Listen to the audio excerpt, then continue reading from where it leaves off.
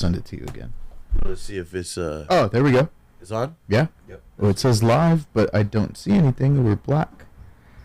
And hold on. There we go. We're on. Oh. Hello. Hello, my nerd babies. Yes. Okay, you have this camera switcher though there, right? Yeah. Because all I can see is myself. There you go. Wait, how'd you do it? Oh, on your phone? No, I switched it right here.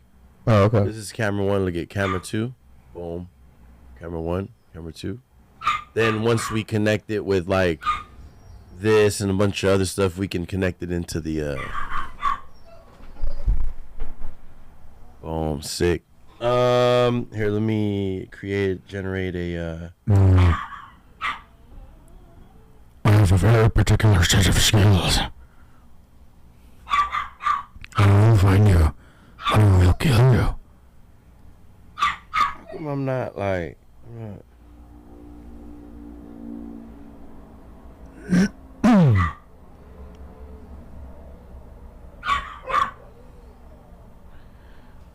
See, how come it's not popping up? Is send me that link. How come it's not popping up? Mm-hmm. Let's see here. Are you looking for it too? Because I can't find it on my phone. No, I didn't look for it, but let's see here.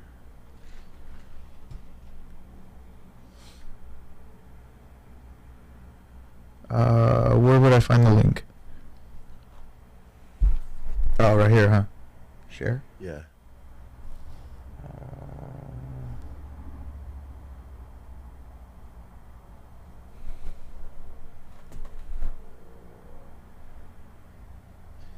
Yes, y'all.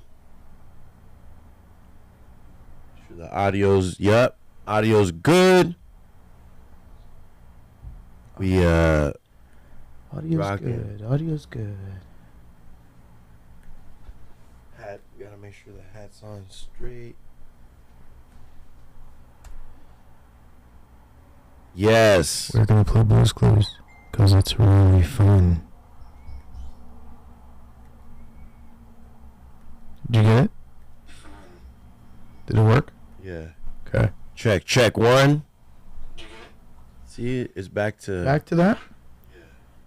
Check 1. I feel like we had it. Check 1.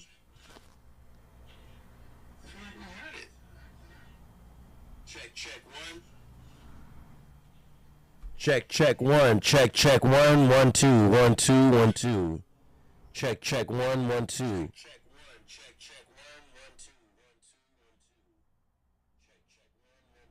Check 1. Check 1.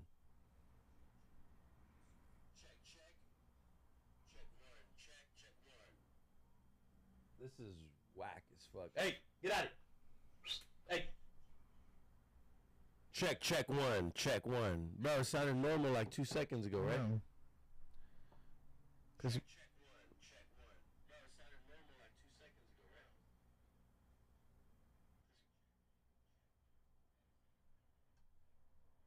Check 1. I'm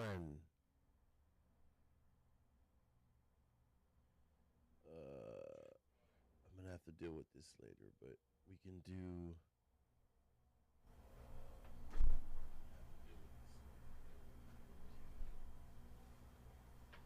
Check 1. Check. Check 1. Check.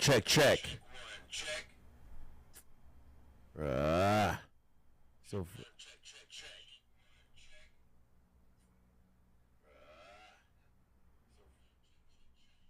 Check 1. Check 1. Check 1.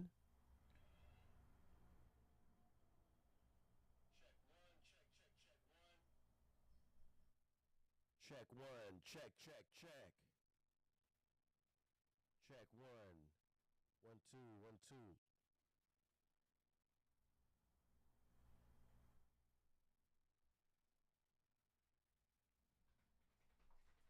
Check 1. Check 1.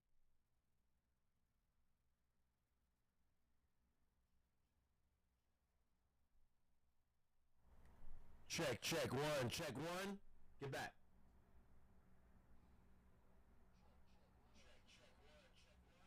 Bro, that is weak as fuck, yo. Check one, check. Check one.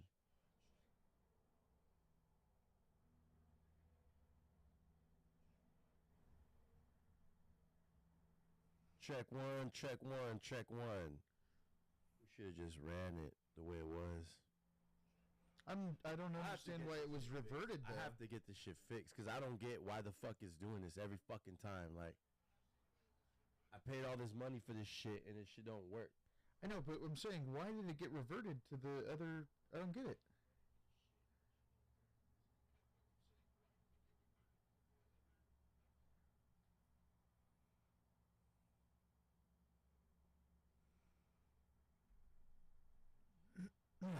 Check one. 1 2 1 2 1 2 1 2. That could be it too.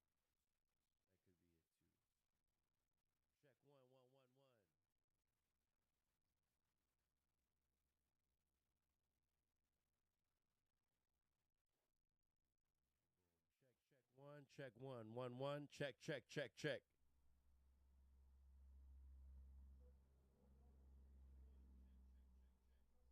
There we go. That's it. All right. But it's not loud enough, is it? Check check. Nah, I could turn it up here. Check check 1 check 1. There you go. Got it. Perfect. So that's what it was. It was the input gain. Fantastic. Check, check, 1, check. It was all the way up to 130. Check 1. 130. Boom. Hey.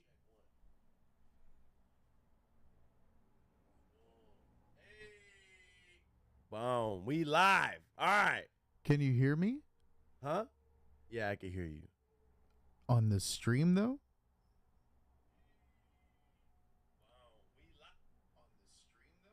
Perfect. Wow, it sounds nice. Yeah. Jeez. Right on.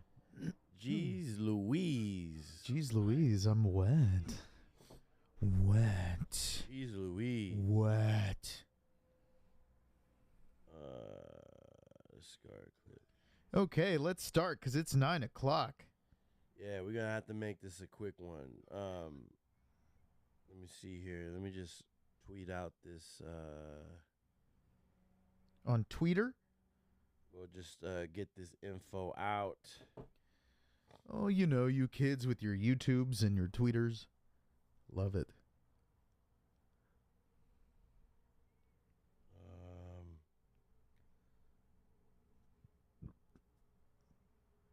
She's got a smile that it seems to me reminds me of all the times I used to bleed.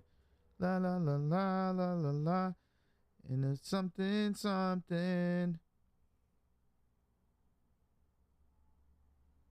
You know, doo-doo. Join the.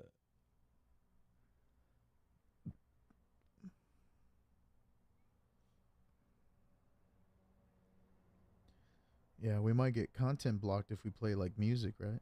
Yeah. Okay, so we won't do that. Can we sing the music? I don't think so. I think so. Okay. Because they let people do covers. Okay, we're going to listen to my daughter sing Moana. Let's do it.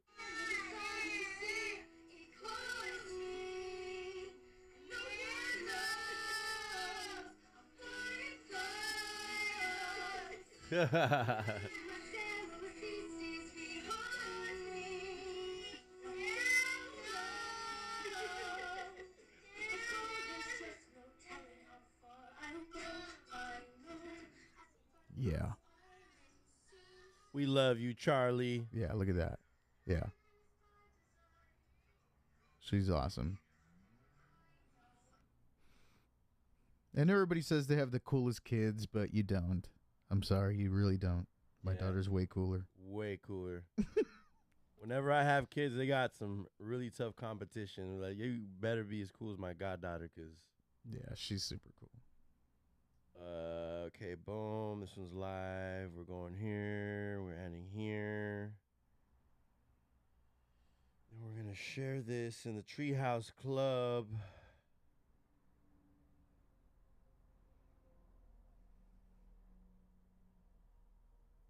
Boom. Tap in.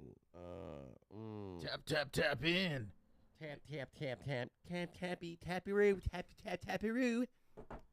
All right, yo. Isaac, this is your show, so you gotta intro it. You gotta just let people know what we're doing right now. Hey, guys. Welcome to the Nerd Corner. I'm Isaac, a.k.a. Isaac Flo. And here is... I'm Gambit.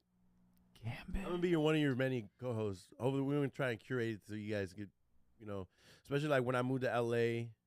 The goal is kind of like to build you a studio, so we have a remote studio out here, Right. and we could patch you in, Right. and we can still do this show, Yeah. have conversations. Sweet.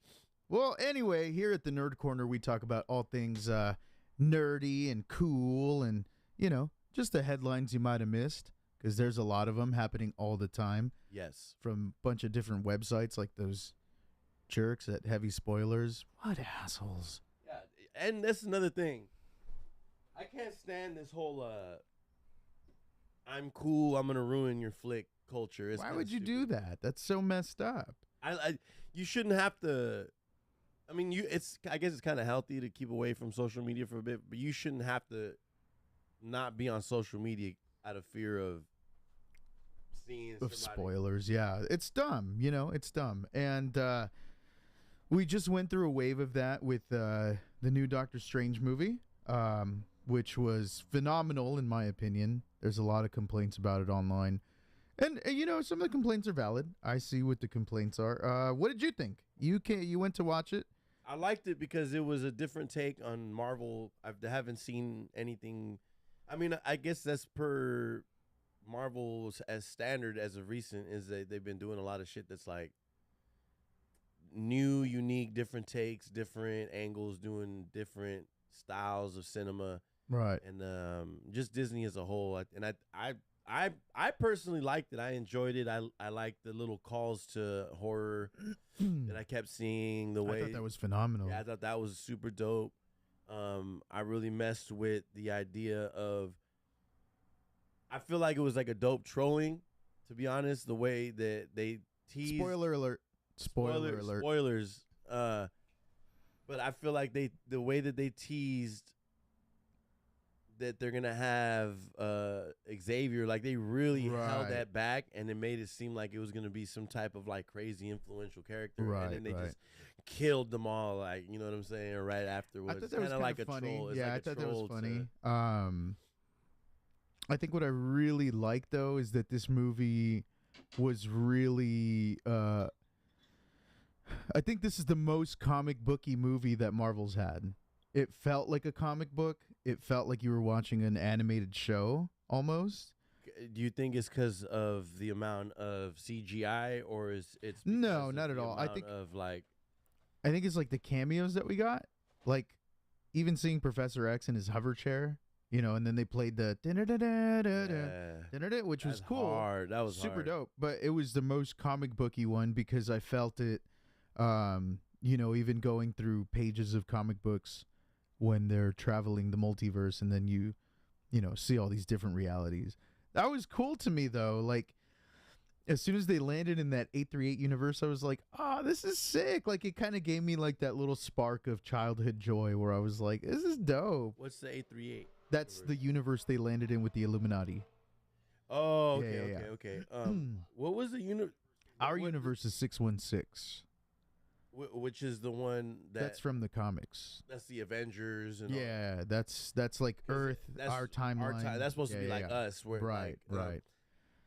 What about maybe can you explain the point of what's the point of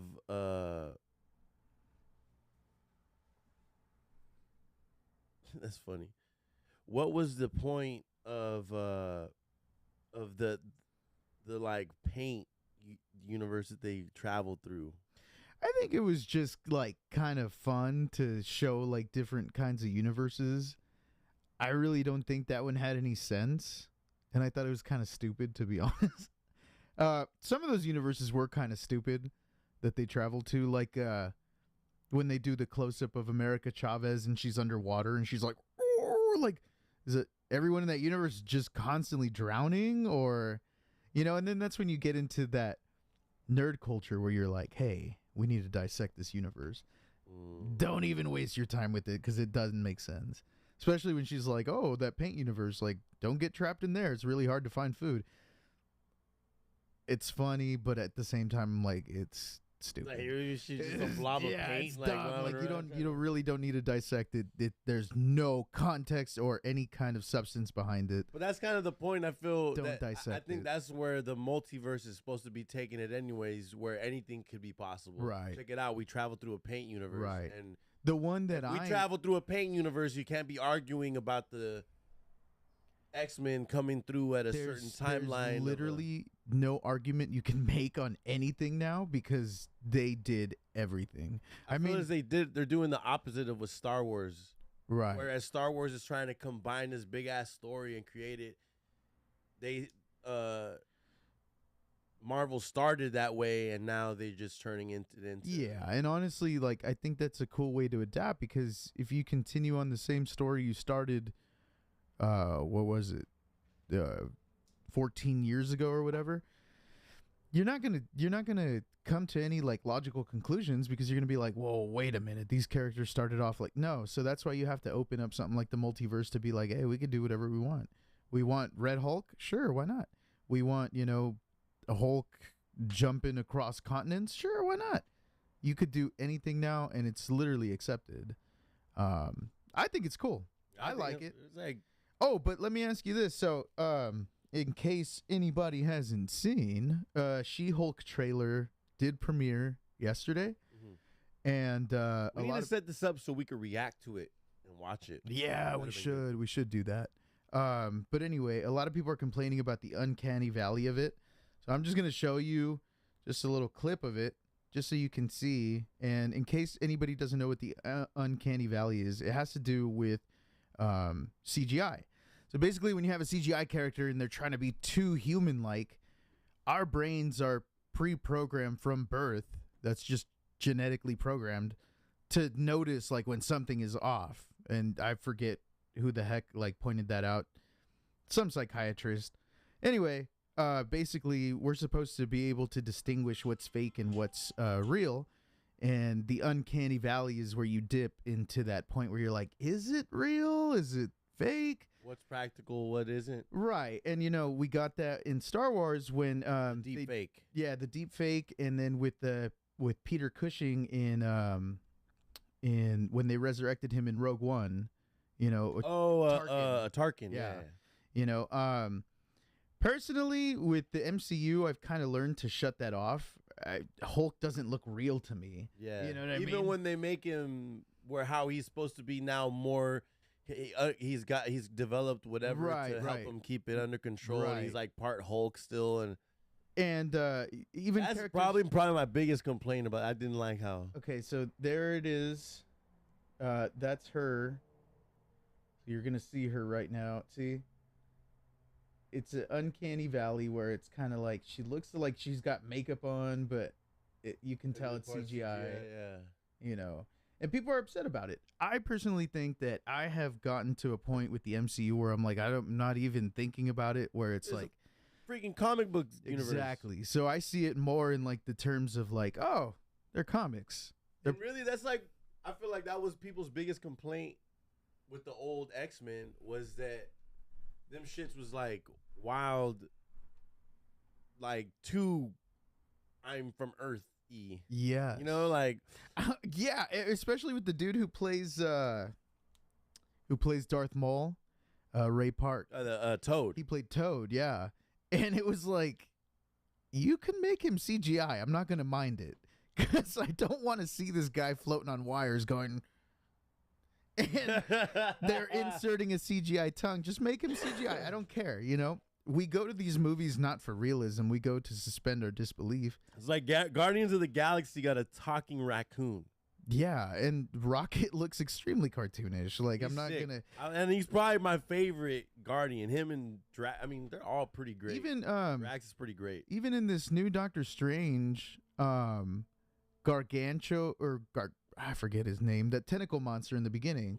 The eyeball looked super animated, like the way it was moving around and stuff. And like, it wasn't until, spoiler, he did the spell to stab it through the eye and pull it out. That was hard. Yeah, it was amazing. But that's when it looked real to me, that I was like, oh, it looks like an eyeball. But other than that, it was moving around like a cartoon. You know, I didn't have a problem with it. I'm not going to start being like, oh, it doesn't look real. Like, bro. This is freaking These are basically cartoons that are like in live action. You guys are idiots. Yeah, it's like that SpongeBob Sponge Out of Water movie. I'm not going to be like, SpongeBob don't look real. Idiots. It's stupid. But yeah, so that's the whole complaint. Honestly, I'm pretty excited for She-Hulk. Supposed to be like a legal comedy. And they're really leaning into that. In the comic books, for those that don't know, She-Hulk is basically like a female Deadpool. So she...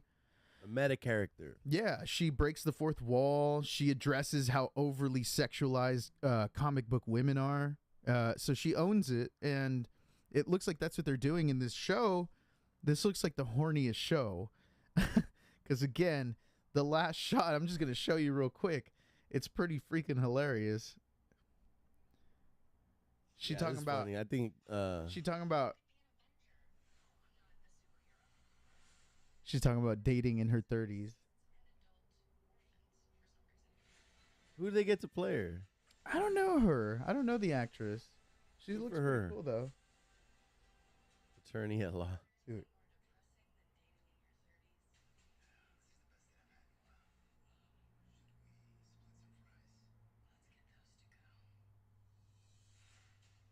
That's fine. It's hilarious. And, you know, I think a lot of dudes are kind of intimidated by that, too, because it's usually, you know, the male superhero that's taking the woman to the bedroom.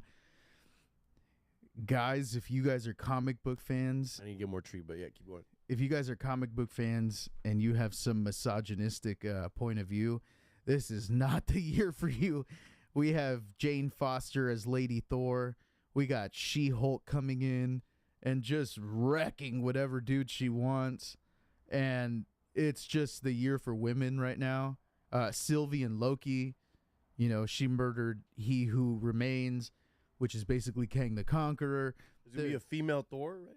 Yeah, it's Natalie Portman. She's bad. Yeah. Oh, yeah, she is. Natalie. Oh, yes, she is. But anyway, if you do not agree with that stance of women being like powerful and, you know, taking the role of, you know, the powerful one in the relationship, this isn't the year for you. Don't watch comic book movies because it's not going to be your year. Maybe DC. DC sucks. So DC does suck. Keep going to them, I guess.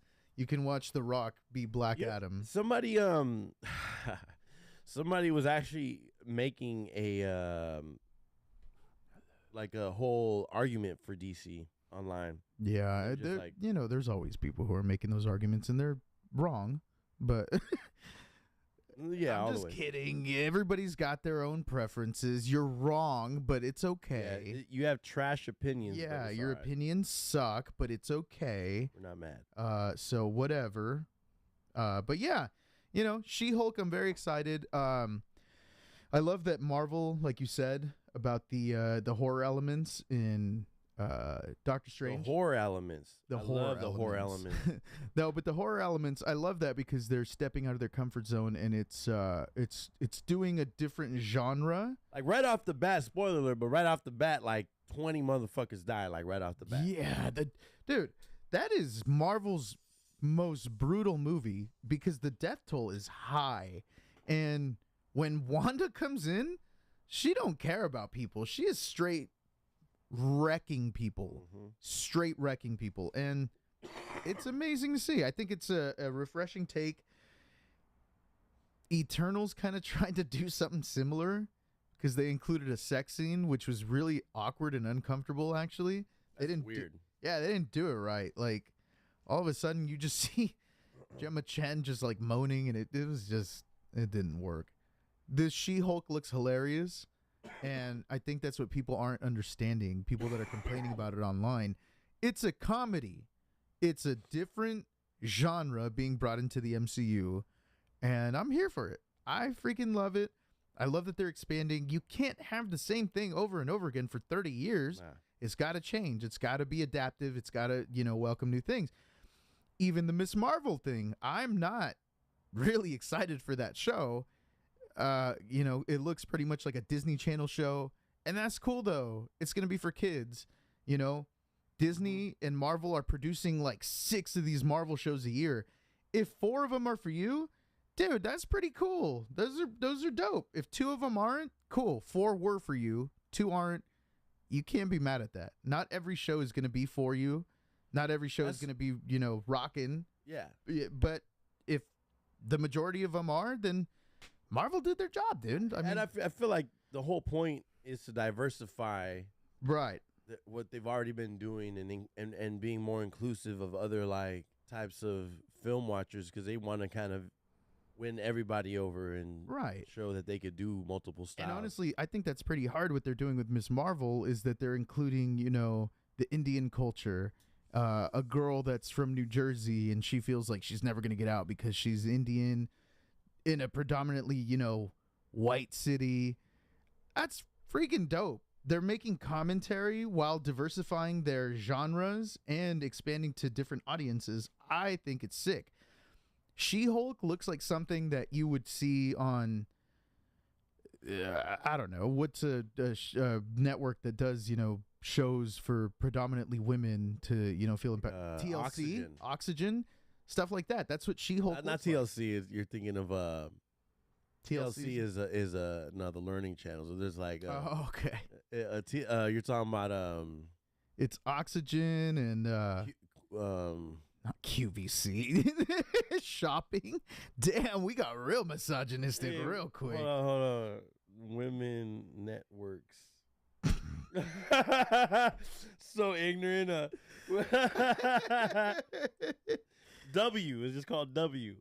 Oprah Winfrey's? No. Lifetime. That's what you were thinking There about. we You're go. thinking about Lifetime. I feel like TLC was one. Huh? No, no. There's Lifetime, A&E. Yo, why does it say CNN? A&E is not. Why does it say CNN? A&E has like Locked Up, but it's really Lifetime. It's Lifetime movies. Lifetime, people always yeah. Lifetime movies. But no, honestly, like that's what it appeals. That's what it looks like to me. It almost looks like a Sex in the City type thing. Yeah, like the girl comic book fans are gonna fuck with it, of course. And a lot of people don't realize how many comic book fans are actually girls. I'm it like nerdy girls. I follow like hot nerdy girls on Twitter, and they're fucking dope. They're the best to engage with as far, because they're not trying to like, they already have their opinion about comics. It's not like when and I hate this is such a touchy subject to speak about gender things, but I feel like many women, like, they kind of get forced into sports. Like, oh, I'm dating this Raiders fan, and so I'm a Raiders fan. Right. I'm into football because, that there is the exceptions, and I do know women who are literally just sports fans. Well, yeah, and then there's tons of sports commentators that are women. Right. Yeah. But I'm saying, for the most part, I say like a big majority of female sports fans are like that. Comic books aren't like that. Right. Comic books just have fans, because usually people are like fans of the art. So, and like video games now, Right. like they might have been like that in the past, like in the 80s or whatever. But there's girls that are like comic book fans. Well, yeah, and I think with the X-Men, the generation that got to watch like the X-Men cartoons got to see Rogue, Storm. And I think that generation kind of bred like female... I hate women that are comic book fans and comic book nerds. I agree, because I mean that's literally what the whole point of She-Hulk was to make fun of how overly sexualized the female superheroes were in the beginning, And that was because they were geared toward boys, predominantly in the beginning, with Detective Comics, with Marvel Comics in the very beginning, Action Comics. It was all geared toward boys. It was a boy thing, quote unquote. Because it was like, also, it was like Barbie dolls and then action figures. Right, and so they're all dolls. Hate to break. Spoiler alert, all you guys were playing with dolls. All of us. Action figure. I like my action figure. Shut up. It's a little doll. We all play with dolls. I would love to meet the 50-year-old who's living in the basement and he's like, it's an action figure. Because you guys do realize that before there were small little action figures my dad had these in season 70s. G.I. Joes were actually the same size as Barbies. They were like big ass, 12-inch action figures. Right. Is that 8-inch or whatever they call it? No, a Barbie's like 12 inches. 12 inches? Yeah. So in the beginning, G.I. Joes in the 60s, 70s, whenever they started making G.I. Joes, they were originally the size of Barbies. Right. Then in the 80s, they made them small. 70s, they made them small. And that's when they marketed the action figure. The action figure. Because it had the different positions and movements. Yeah. But then in the 90s, they started creating the same. My pops remember seeing them in the store, and he's like, they're making G.I. Joes again, like when I was a kid, except they were now their hands can move and their arms can move and their legs can move. Okay. So it was they're starting to make again the G.I. Joes. So then, because my dad had those as a kid, he had G.I. Joes as a kid, right? He would buy me those, you know what I'm saying? And then the Star Wars ones, the Star Wars, they never made big ones. They made big ones at the beginning, and I had a few vintage pieces. I had a Stormtrooper and a C-3PO that our Uncle Tino, rest in peace, I got from him. But I had those two, and it was just it's funny because it's like, bro, we were all playing with dolls. Yeah, there's really no difference. And shout out to the parents that don't put a restriction on your kids. If they want a Barbie to go with their Luke Skywalker, do it. Why not? Who cares? Hey, Luke Skywalker gonna need some ass. Yeah, man. he gonna need some ass. If Mara Jade's not around, Barbie's gonna do it. And Barbie's trying to get it, bruh. Barbie's trying to get. She's Ken's not home. She needs the force. Well, Ken's all up in that ass. Ken's a different breed. He probably out there, really exploring his sexuality. Ken, yeah, he's always looked suspect. Yeah, so that's cool. Go out there, Ken, and be you. Live your life. Live your truth, Ken. Good Lord. But anyway, yeah, man, I'm excited for She-Hulk. I think it's pretty cool. But yeah, speaking of Marvel, the dudes from Marvel seems like they're migrating to Star Wars. Well, hold on. Before we take that segue, I want to talk about Moon Knight really quick. Oh, and why? How it's because it started so freaking good, and then it's been so fucking weird. You let me down, Moon Knight. What is up with that? Okay, but you know what? Oscar Isaac didn't let me down. No, he was great. Fantastic all the way through. Spoiler alert. I'm going to ruin the ending. Spoiler alert. Okay. Okay. I haven't seen it, but you can ruin it. If you're saying it's trash, you can ruin it. Well, no, the very end credit scene is not trash. Okay, then don't. I mean, I won't ruin it. Anyway, watch the end credit scene of the last episode. Pretty cool. But the last episode, it ends with a kaiju fight, and it's just kind of dumb. This is the third kaiju fight we've gotten in the MCU, and I'm just kind of sick of them. But it was poised to be great. I think they focused too much on the Indiana Jones style, adventure thing. I wasn't having it. But, if you like Moon Knight, cool. That works for you. Would you be open to an Indiana Jones series? 100%. I think so, too. 100%.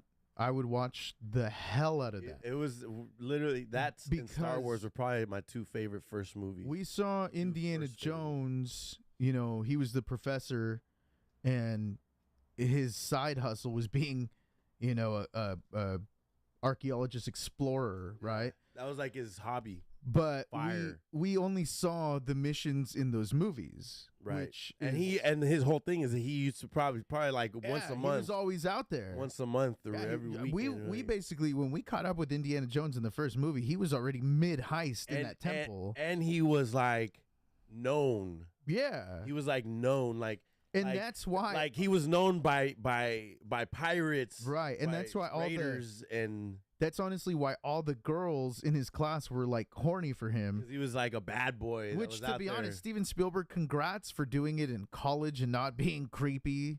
Because this was again in the 80s and people were creeps. Yeah, because they did all those weird creep movies. Yeah. Summer School. There was a summer school movie. It was all like the dude creeping on a student. Yeah, if it was like high school, it would have been so cringe and I would have never liked Indiana Jones. But it was college, so the girls are like legal, whatever. But again, they were all so horny for him because he was just a badass and everybody knew his reputation.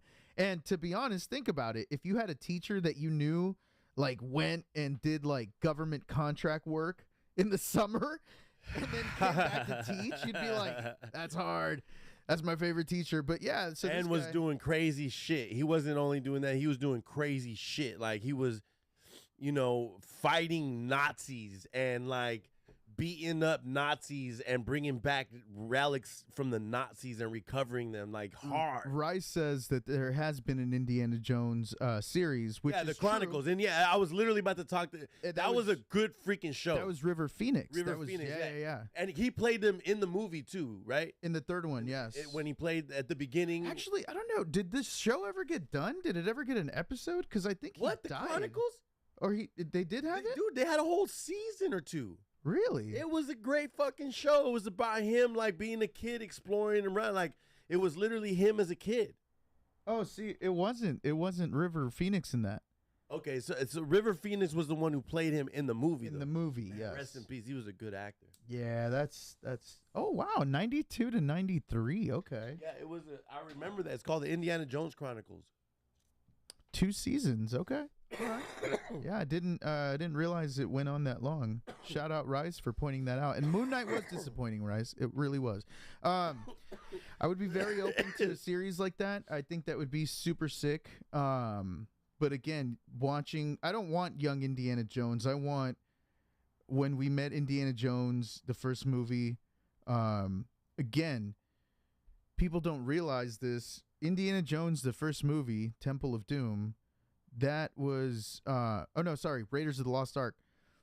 That was the first movie. The second movie is not the second movie. It's a prequel. Bro, Bro, and I didn't know that until you told me during one of our treehouse. Right. And I was like my childhood will never be the same because Indiana, Raiders of the Lost Ark, it was cool, but Temple of Doom was my favorite. It's hard, yeah. And think about that though. If that was a prequel, that means Short Round is out there somewhere during Raiders of the Lost Ark, during the Last Crusade. He's out there. We could have a whole get show. Short Round back, bro. Dude, a Short Round show. By the way, that's Glenn from The Walking Dead. If you guys didn't know, Glenn is Short Round, so that's why Glenn, you love him in The Walking Dead. Yen, he's amazing. I love that guy. He's fucking great. But yeah, dude, a Short Round. Spin-off show, hard. I'm here Jones for show, it. Dude. I would love it. Those movies literally take you back to like. It literally made me want to be an archaeologist. Yeah, that's literally what I wanted to do as a kid. Yeah, I wanted to be a fucking archaeologist. And it's crazy to me because I always think of you did it. Congratulations. I thought I'd be in Stanford by now. That weed belongs in a museum. That bong belongs in a museum. And then you got the fourth Indiana Jones film. We're not going to break it down because it's horrible. Crystal Skull, Kingdom of the Crystal Skull. It's not that bad. It's not that bad, but it's just honestly, I like the idea because it had to go there. Right, it had to go there. The aliens was inevitable. The aliens, you're exploring out there some crazy relics, and there's theories of. Because there is legitimate theories of alien life having connection with spirituality and all that shit. You know what? I think that it came out too late because I think that people forgot what Indiana Jones was. Because when you watch Raiders of the Lost Ark, there's a Nazi's face who literally gets melted off Fucking hard. by spirits that come from biblical times. So Yeah, hard. It's never been a grounded series or franchise. It's But always it's hard. been, right. Shock factor. It's always been suspended in the supernatural. So Aliens Yeah. isn't far off. Nah. It's not that crazy. I think the most unbelievable thing was him surviving a nuclear explosion in a refrigerator. That was. I'll take Aliens. I'm not buying that. I'm sorry. And then he just gets scrubbed down by government officials, and he's good. There's no fallout. There's no cancer. I'm Indiana Jones. Scrub me down in the shower. I'm good. Put me in a cage with Chuck Norris. Oh, dude, Indiana Jones would kill Chuck Norris. Sorry, Chuck. Straight up. But yeah, You belong in a museum. that's probably the most unbelievable thing. But again, like I said, I think it came out in a different generation. So the generation, when the Crystal Skull came out, I feel like they're just kind of like, no, that's kind of too far fetched. Indiana Jones has always been far fetched. Yeah. I mean, he outran a giant rock. Yeah. It's never been grounded in reality. Again, I'm not saying nobody could, but ain't no professor teaching at any university. You're not going to find them on the weekends in Peru. Bro, they're already complaining about their pay and having to work 2 fucking jobs. They're not going to be out there saving humanity from evil spirits. They're not going to be like, evil spirits and temple curses. You show me one professor that would do this on the weekend and be like, it belongs in a museum. He'd be like, I'm selling this shit because I don't get paid enough. I'm selling this shit on the dark web. Yeah, exactly. This belongs on the dark web. They'd probably show up at like the Smithsonian, like, I have something to sell. You know it can arrest you for this, right? I'm just kidding. It's not even real. It's not real. Dark web sales. So aren't you Indiana? Illinois. Illinois Jones. Montgomery Mark. That's me. Oh man. Yeah, that you didn't see the last episode of Moon Knight. They showed how the Stephen Grant personality came.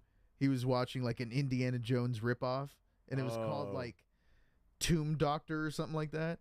And the character's name was Stephen Grant. And so it was like, you're never too in trouble when Stephen Grant's around. And so that's like how he built that persona. Kind of stupid, to be honest. I didn't really like it. I was like, he's just building another personality. He doesn't need to be like an archaeologist. Like, I get you're trying to tie it into the whole Egyptian thing, but it could have been cool if he was the archaeologist and his other persona was the person who did it. Right. That would have been different. So that would have been cool, but it was kind of stupid where it's like so he's just pretending to be an archaeologist. Yeah. He's pretend smart. But it was more like, yeah. See, that was like the thing that I kind of like had like a hard time with too. Is like the reason he built the personality was because he was getting abused by his mom, and so he built the personality to kind of like be like, oh, Stephen Grant has a great life. He don't get abused by his mom. And I was like, okay, I get it. Like, people suffer from mental health and all that stuff. The thing I struggled with was that personality that he built, instead of using it to just get away, it was deeply intellectual. And I'm like, okay, I get it. It's a split personality. But at the same time, normal homie should be like also have that intellect. And he didn't. He was just like I'm the muscle and I'm kind of a meathead. And so like, oh, let me switch. Oh, I'm super smart now. I'm like, okay, you're really, really stretching here. That's what I had a hard time with, and it kind of lost me. So I started kind of like, okay, this is kind of stupid. And then Ethan Hawke started off kind of really cool, and then it seemed like by the 3rd episode he just phoned it in. He was like, you know what? I'm getting paid. I don't give a shit. So the homegirl, that was kind of funny. We got our homegirl. First off, we got shout out our cousin Albert, our cousin Rice. He's in the chat, and then Andrea. My homegirl, she's a beautiful cosplayer from Watsonville. She was at Nerdville. Okay. She's dope. She said that the ending sucks. The ending of Moon Knight? Moon Knight, yeah. Are you Andrea? Andrea. Are you talking about the the post-credit scene, or are you talking about the actual ending of the episode? I think she's talking about the ending of the episode. It does. It very much sucks. But Hallmark Channel. The post-credit scene was actually what... Oh, hey, yo, Gene's in here. Gene was saying the Hallmark Channel. Earlier, we were thinking of like girl channels, and that's one. For sure. Hallmark is God, definitely... we are crossing a line here. I know we are. These are girl channels. But they were. Lifetime is literally... What's a man... Spike TV. Spike we TV. got that. Spike TV, I feel like ESPN explosions in cars. TBS, We got that. TBS, ball, explosions, cars. We got it. We got it. TNT. It's hilarious because I could just like... It's that Family Guy. Ted Turner on that owns all that shit. That Family Guy sketch where he's like, "What are you doing?" He's like, "I'm about to watch some Spike TV." Spike TV. It's a. Yeah, we got all that. I'm like, yeah, that's literally what it is. I mean, they literally had like a man award on Spike TV. I'm pretty sure they would get hit with like subpoenas for a bunch of rapists in the crowd now. Yeah. They literally gave Mel Gibson an award to which he came out wearing a Viking helmet and grabbed his dick on live TV. So, is Spike TV still a thing? Oh my God, that's hilarious. It can't be. They have to be. Nah, they would never. Nah, they probably got it. They're probably somewhere alive on the internet, like the deep interwebs. You know that they have to be on that one racist message board. What was it? What was it called? The Reddit? I don't know. That's for disturbed white people. Relax. No, you know what? They're on Truth Social. They're on Trump's new Twitter, so they're on there. But no, I mean, there's got to be, some government building that has all the archives of Spike TV. That's hilarious. To Spike TV. What else? There was also... and you guys know, this is just a couple years ago. It's not that long. I mean, Jimmy Kimmel. 4chan, that's what it is. Holy crap. We got a side text message with LOL 4chan. And of course it's rice. Thank you. Oh, hilarious. No, but anyway, Jimmy Kimmel, he's like the most liberal guy now. Every monologue. Bro, the Man Show. Him and Adam Carolla, it was crazy. I don't know. Well, Adam Carolla is still a piece of shit. Bro, I remember they asked this kid on the crowd. They asked this kid, this kid asked Jimmy Kimmel, "Hey, how do you know if your girlfriend is lesbian?" And he's like, "Oh, it's easy." He's Jimmy Kimmel was like, "Oh, just look at her tongue, and if it's got another vagina on it, she's lesbian." Oh my Lord. Now thinking back, I'm like, yo, that would never fly on TV. Of course not. But I feel like that's why Jimmy Kimmel is like extra liberal. He's making up for all this shit. Try to cover the past. Back in the day, he's cleaning up his shit from back in the day when he was wilding out. Most on definitely. The Man Show. That was still great TV. I thought it was. Hilarious. And that's where you got Olivia Munn, and she's gorgeous. Remember Singled Out with Jenny McCarthy? I don't. What was that? Singled Out, you'd be like, it's a dating show, and then the person's in the chair in the front, and then you got like a dude in the back, like a bunch of dudes in the back, and they're like, they ask them questions, and based off of their answers, they move forward. Was that the one that wasn't on MTV? Was it? Yeah, it was on MTV. Singled Out with Jenny McCarty and that other host guy. They used to guy. put you in the big chair in the middle. The host guy who's now the main guy on Talking Dead. After it's the show that comes on after Walking Dead. What's his name? I don't know. He's the host of the Talking Dead. That chime into the chat if you know the guy's name. No, it's Chris Hardwick. Chris Hardwick. Yeah, he's the guy who's now the host from Talking Dead. He's a big time nerd. Yeah, Chris Hardwick. Yeah, he's a big time nerd and stuff. So that's sick. But yeah. Anyways, going back to Moon Knight, I stopped watching after the 3rd episode. Because I was starting to get confused as to like what was going on. I like the characters. I like honestly, I really like Moon Knight, and I like when he is the Steven, the British one, because he has a cooler suit.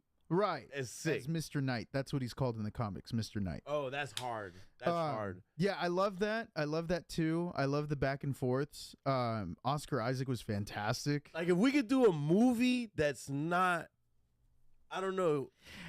It started going too much into like Egyptian lore, which I'm cool with. I didn't like it, but it just didn't. It didn't work like well it because it was an Indiana Jones ripoff, and it played too much into the campiness of those series. You can't do that if you start off with a serious tone, and that's kind of it. It's like what I told. It was dark too. Like at the beginning, he's like chained. That's what I told. He has like sand around and all this like weird shit, and you're like, whoa, this is like intense. And that's what I had told you in Rice. And it was like turned into like like this. That's what I had told you in Rice was that I don't think the show knew what it was.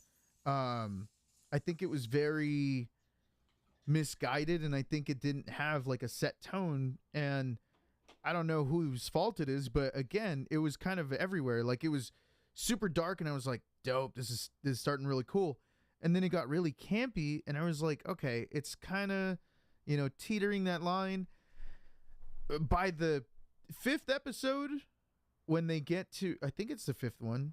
Anyway, they get to this weird place, and it's a mental hospital, and Ethan Hawke is playing the therapist that's trying to cure him. And you're like, whoa. Was this like a Shutter Island type thing where it's all in his head? Okay. That's hard. Yeah. But then, even then, it was too late because it was the second to last episode. So it was way too late. And then this is just a one-off season? Yeah, I think. They'd have to kind of see if they're going to get renewed. They're like teetering with that too. And so then it was too late for that. And they didn't know how to approach it. Like when you saw that, when that scene happened, I was like, this is hard. Yeah, I would fuck with that. I thought about it and I was like, this is second to last episode. So they're going to close it out so abruptly, which they did. And they you kind of should though if you want to leave fans craving for more. Yeah, but if you're a one-off, you kind of have to end it like if it's one-off. Like the way Loki ended, it could go to a second season, or you could just be like, all right, we're going to see him in the movies now. It was perfect. It was a great ending. Oh, so yeah. I mean, maybe it is setting it up for him. Is there like any type of crossover? They're like, thinking. Who does he link with in the comics? They're thinking of doing a Midnight Suns, which would be him, Blade, Ghost Rider, pretty much all the Supernaturals. All the new guys. That would be fantastic. I'm fucking with it. Yeah, it would be fantastic, and I would love that. Oh my god, that'd be hard. It'd be crazy. It would be insane. And so it'd be Blade, but that'd be a Sony movie. No. It'd be in Marvel, yeah. Disney Marvel. Yeah. I mean, back in 2009 Comic-Con, that's when Kevin Feige was like, we've got one more surprise, because they had just introduced Black Widow, and people were like, oh, Black Widow, and they gave out the hats of the Black Widow logo. And then Kevin Feige's like, we have one more surprise. And he's like, ladies and gentlemen, please welcome Academy Award winner Mahershala Ali.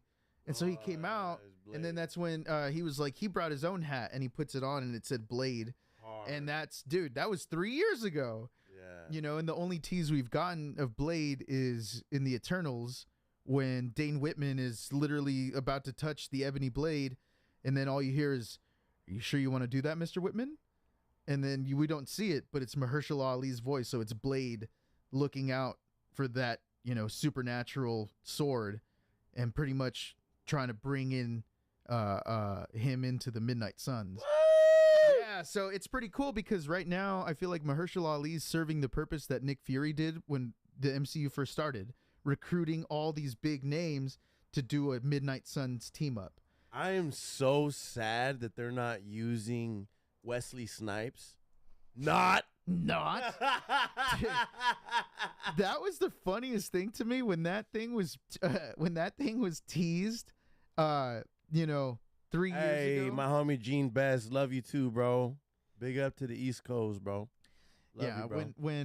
When that was teased, 3 years ago, and Mahershala Ali comes out, which Mahershala Ali is one of my favorite actors working right now. He's fantastic. Deserves every award he's ever gotten, every recognition. Moonlight, if you've never seen that, Jesus Christ, incredible. Anyway, When he was announced as Blade, I flipped because I was like, that's amazing. I hate Blade, the original movies. I think they're so corny. They were like a whole promotion for the culture of like wearing leather. Don't hate on the leather, man. It was like that. It was like that hot. It made me go get my leather jackets. It was like that Hot Topic crowd that was like, hell Hot yeah. Topic. And then you hear like Blade. Had motherfuckers going buying vampire teeth. Oh my god! In June and shit. Whoa, with the red eye, with the red contacts, the red eye contacts. Yeah. Oh, but I mean, I hated those movies. You know, Blade running down the aisle and like dun, dun, dun, dun, dun, dun, dun, dun, dun, like. That was hard, bro. Hey, you know when they were having the rave to the what's it called?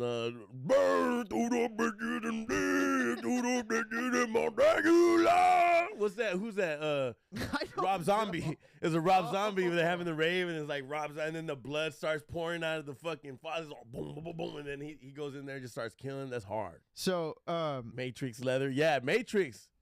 Matrix was the second one, right? So I think Matrix was after. Matrix made it so everyone at one was a hacker. Yeah, they thought they were hackers. But Matrix was like riding on the coattails of a changing landscape, whereas Blade was just like, let's just put these dudes in leather because it looks cool. Yeah, and really, Matrix kind of speaks to like where we're going right now. Right, it's right. Wild. And so like, but they came in at the time when computers, computers and internet to the masses were in its infancy, and then they coattailed on, damn, are the machines going to take over one day? Which honestly, I feel like they are. I'm not a conspiracy theorist, but good Lord, we depend on them for everything, and it's kind of scary. But you know, whatever. I love the Matrix. The Matrix series is sick. The fourth Matrix is total ass. Don't watch it. You don't need to. I haven't seen it. It's ass. But yeah, it's horrible. Okay, so Midnight Suns. There's a lot of people on here, but it's notable names. Morbius, he's part of them. Which I hope they recast in the MCU, and it's That'd be hilarious. It's not Jared Leto. That'd be so hilarious. Werewolf by Night, he's actually getting a special like around Christmas time. So people are like, okay, they are making Midnight Suns. So Werewolf by Night, he's getting a thing. Johnny Blaze, which is Ghost Rider. Ghost Rider. Doctor Strange is part of them. Makes sense. Black Cat, she's supposed to be getting something. Blade, Iron Fist. They moved those. Yeah, they moved those Netflix shows to Disney Plus. You know, and they're incorporating them a little bit. So I feel like, you know, that's coming. Punisher's part of it. That's pretty much like it's like some Dark Avengers. Yeah, it's like the Dark Avengers, pretty much. Hard. I hope they make them cool too, the way they did Guardians. Moon Knight's part of it too. So, I'm really down for this. I'm really down for it, but I don't want it to be that quintessential like appeals to the dude who drives the lifted truck and probably beats his wife on the weekends. Because I feel like that's what Morbius and Venom do. You know, yeah, Punisher too. I feel like. Oh yeah, those Punisher movies are horrible. Punisher too. They're horrible. But even though the whole idea of Punisher is like the opposite. The Punisher movies are ass to me. Yeah, I feel like the show. The show. He's hard. That was incredible. That Netflix show. What's his name? Josh. No, John Bernthal. Walking Dead guy. Yeah, Walking Dead. That guy's sick. That show was fantastic. I loved it. And it really showed the Punisher. Like, I get what they were trying to do in the movie. It didn't really hit me. But in the show, like, I felt sympathy for him. And I was like, dude, that's harsh. Like, what happened to him? And then when you see him, like, murking fools, you're like, hell yeah, do it. In the movies, I was like, being a whiny bitch. You know, I get it. Your family died, but you're still. I get it. Your family died. But yeah, I don't know. It just didn't hit me in the movie. The show really hit me, and I was like, dude, this is sick. So if they're able to bring, did they use the same actor for the movie? No, in the movie it was the way. In the The movie, way it was that Thomas Jane, and then they got the way that the show started was lit. Yeah, 100%. And when he started just beating the wall, 100%.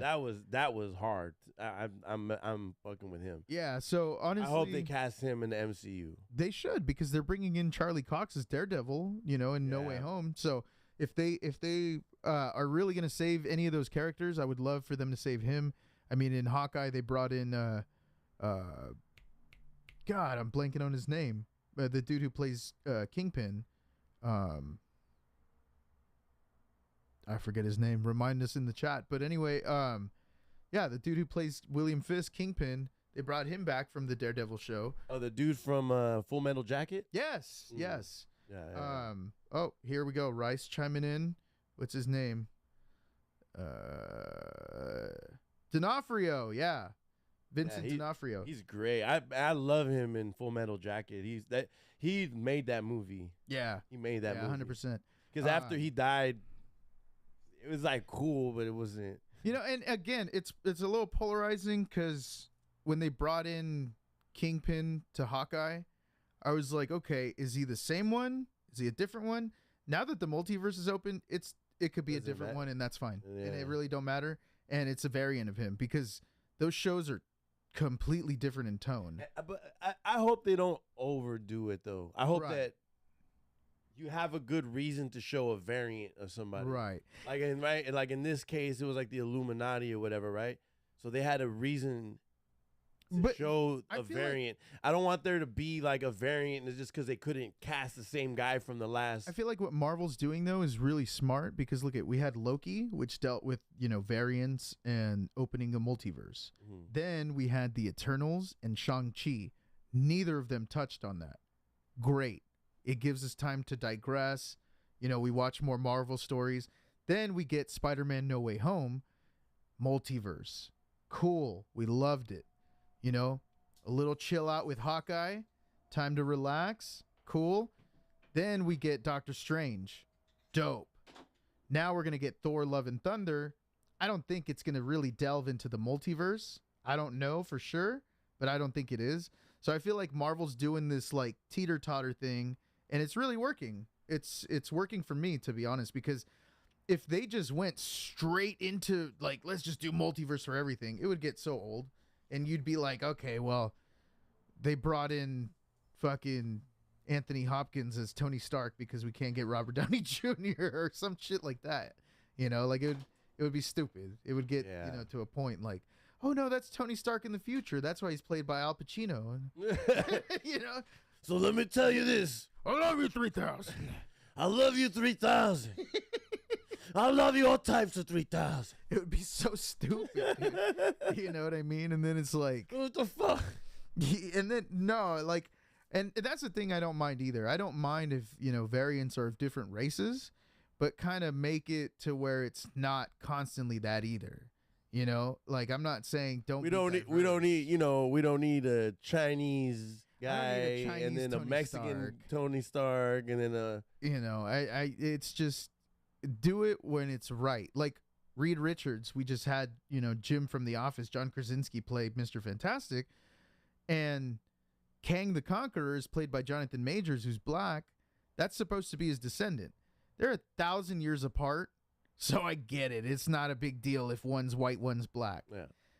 And Reed Richards in the comics has variants from tons of universes, so I don't mind if there's, a couple different people there. But again, like you said, because of scheduling conflicts or contract disputes, don't just bring in somebody and be like, it's a variant. Like, that's kind of stupid. That's what I'm saying. Yeah, like, it's dumb. It has to, if it makes sense, like, boom, these guys travel to a universe where everything could be different. You got Xavier and the Mr. Fantastic, and all these guys are existing all at the same time. And in another universe, it doesn't exist. That's cool. I get it, Right. And boom. All right, I get it. But then if it's just like X-Men 1 and then you have this guy playing Wolverine, and then the next movie is because, we couldn't get him back, so you guys recast him, and then it's this, and it's just also a variant. And right. It's like, nah, it's kind of weird, yeah. That's dumb. That's honestly, lazy. It'd be kind of polarizing, too, if I just, like, walked into the theater and they're like, you see the pointy hair from the back, and I'm like, oh, it's Wolverine, and then all of a sudden it's like some dude named Jose Gonzalez, It's gonna be weird. Yeah, It'd be yeah. weird. I'm not fucking with that. Yeah, because weird. like, bro, he was Canadian. We haven't got that story in the MCU yet. Right. Let's stick to what Yeah, so things like that are weird, and that's why like I personally would be more offended by that. Right. Because you're it would feel pandering. It would feel pandering. Yeah. I'm Mexican. You think I want to see a Jose Gonzalez as Wolverine? And I want to see Wolverine. Well, see, like that's what I was trying to explain. Like when Rice said, the multiverse is open, anything's possible. It's true. It is true. Doesn't mean we should do it. Yeah. I don't want to see everything should be done. I don't want to see Michael Cera as Blade. Nah. So Nah. be like, I'm gonna kill some vampires now. Okay. Kill some vampires. He's like swinging his sword. Like, I take it back. I'd be in line for that movie every day. If it was a comedy, I'm with it. I'd be in line for that every day. I'm messing with it. Jonah Hill as Tony Stark. God, let's run it. But Bieber is Wolverine. Who? Justin Bieber. What the fuck? That'd be fucking awesome. If I was your boyfriend. So you were saying, you're going back in. So there's a bunch of these directors that you were saying that are moving into the Star Wars universe now. Most notably, Taika Waititi. He directed Thor Ragnarok. But he directed a few of the Mandalorian episodes too, right? The finale of the first season, and I don't think he came back for the second season. I'm not sure. He was on that board of directors that they had for the second season. I don't think sure. so. But anyway, that was like one of the best received episodes in the first season. Yeah. And he's fantastic. Honestly, like him as a director, his vision is sick. I mean, you had Thor: The Dark World, which was Thor 2, and people were like, "What is this crap?" And then he came in with Thor Ragnarok, and he basically made Thor a comedy, which really worked, because it made Thor like this meathead bro, which is really what he is. Yeah. He's a clueless, spoiled brat who was born. He's got all these gifts. Yeah, and he was born into opulence, and that's literally what the first Thor was about. He was cast down to earth by his dad, and the hammer was like to be lifted when he was worthy. So it's like he is a meathead brat who is like obsessed with himself, and it makes perfect sense that he'd be a comedic character, and it works so well. So Thor Ragnarok is like literally one of my favorites in the MCU. And so now, Thor Love and Thunder coming out. Very excited for it. But Taika Waititi, the director, he is supposed to be directing a Star Wars movie. Not a show, a movie. And this has been, I think they announced this like 3 years ago as well. Right after they announced Thor Love and Thunder. And, it's just been kind of like off in, obscurity because of like The Last Jedi coming out and all that stuff. Now with these new shows coming out, like Mando being a huge hit, people wanting Ahsoka, Boba Fett was all right. They just did this Vanity Fair shoot, and Kathy Kennedy was talking about it, and she's like, we're never going to do that to where we're recasting people as classic characters, which I think that's great. They shouldn't. And she was referencing Solo, it's which such a big universe. You got so many, right? And she was referencing Solo, which I don't think was a bad movie, but again, I had to put myself in that mindset to be like, okay, that's Han Solo. They should have used deep fake with him. Yeah, to be honest, but I don't think the technology was that developed. Yeah, it really wasn't, because even Mando season 2, when we got Luke Skywalker, it was kind of It's new one, barely got better. But like in the Kendrick video. Yes, wow, that's really fantastic. Insane. Whoever did that, they deserve some awards. I mean, they had to. There's somebody who does it online that got hired. Yeah, for Star Wars. For Star Wars. Yeah. Because it has to be the same person. Like that technology's. I'm surprised that ILM doesn't own that. They'll probably buy it at some point. for a lot of money. They got to be smart enough to buy that shit. Well, I'm sure they did, to be honest, with them hiring that dude for season 2 or this Book of Boba Fett. But there's the developer of that technology. That shit that Yeah, whatever engine ILM is gonna do anything they can. They should be doing anything they can to own. Oh, they will. I mean, look at that set that they built with the yes, with the things. that soundstage. Yeah, that's just I don't know what it's called. It used to be called Lightcraft, I believe, or Soundcraft, or I think it was Stagecraft. Stagecraft, I think. Is it Stagecraft? Yeah, something like that. They might have changed the name of it recently, but they built them all over the world. No, it's still. And they used it for Batman, right? Yes, they used it for the new Batman. Yeah, that's lit. It's such a. Oh wait, no. And the funny thing is that was Luke's. Yeah, it's called Stagecraft. That was George Lucas's idea the whole time. He was like trying to develop that. Yeah, it was crazy. They just they had a video of like I think it was the London premiere or the Paris premiere. And Ewan McGregor was talking about that, and he's like, it was really hard for us. He's like, so it was kind of depressing coming in and seeing all these critic point of views to where people like hated it, the prequels. And he's like, it was really hard because we came into rooms of just blue and having to react to things. Yeah. He's like, that's really hard. Crazy. He's like, this is immensely easier because we see it. Yeah. And I'm like, dude, it kind of is. That's pretty. Yeah, it takes a lot of talent to be doing that type of shit. When they do that's what he was saying. But he was MCU also, too, like all the actors in the MCU. But that's what he was saying too, was that like back then the technology was kind of new. Like people weren't really. He's like, now everybody does blue screen, green screen. He's like, but back then it wasn't really that commercial. He's like, so.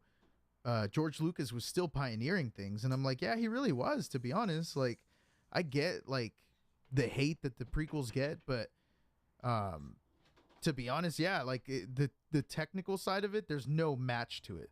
Nah. I mean, when I first saw the pod race scene in theaters, I was insane. Just about shit myself. Yeah. Like that shit was super right off the bat, pretty much. Yeah, like that shit was crazy, and then just seeing the. A lot of people complain about it online, but the choreographed lightsaber fights in the prequels, I think, are fantastic. I'll never say that there's a better fight than the Duel of the Fates between Qui-Gon, Obi-Wan, and Darth Maul. Absolutely not. That's literally the best lightsaber fight you'll ever see. And people are like, oh, they're too choreographed. I'm like, what are you talking about? These were masters of their craft at the time. Yeah. They weren't just random people picking up lightsabers. They practiced daily. So of course they're gonna have these reactions that it's yeah. If you guys don't know, even down like MMA, it's not just random fighting moves. Right. It's like a strategy that when you're in training, you get trained to react to certain things. Yeah, so I mean, look at if one guy does one thing, you naturally are trained to have this certain reaction depending on your fighting style to whatever action they're giving you. So it's like chess, and most of the time you're guessing the same thing. It's like that's the way it works. Like high school wrestling, those matches don't start off randomly. They start off in a position, and you have certain strikes, certain things that you're going for, and when that's the same thing with like fighting, as fencing and all that. So that's why like I think that those choreographed things are fantastic, because it's like, yeah, you're gonna strike this way, and I'm gonna know to block here. Because these guys are masters of their craft. Yeah. It's not like, oh shit, you almost hit me. No, it's like they know what they're doing because these guys are in it. The Jedi Order is full and raging right now. It's not just random people, like Rey picking up, which I don't hate on. I love Rey as a character. But I'm saying she just randomly picked up a lightsaber, and when she fought Kylo Ren the first time, it was really primitive style, you know what I mean? Like they were kind of just swinging around. I get it. The Jedi Order's not even like a big thing. The Sith's not a big thing. It's just two factions just kind of going at it. So it makes sense. But in the prequels, the Jedi Order is full and alive. Yeah. The Sith Order is, repressed, but at the same time, they're training in the shadows. So everything is going and they're in full force. So of course they're going to have super choreographed fights that kind of look staged, but it's, again, like you said, it's all technique. They're not randomly swinging. They're using technical things to do this, and it makes perfect sense. I fucking love it. in Duel of the Fates, I think it's fantastic. When Darth Maul first comes out, he does like a flip, and there's like a battle droid in his way, and it's just a quick thing, but it's always been one of my favorite parts. He literally goes like this and goes like that to like swoop it out of the way, and it's because he needs to watch his footing. Yeah. And like those little details, like George Lucas made sure to hire people who knew to do that kind of shit. Like he got a bunch of fencers to, you know, do it, martial artists. And and two, also the difference of in the first in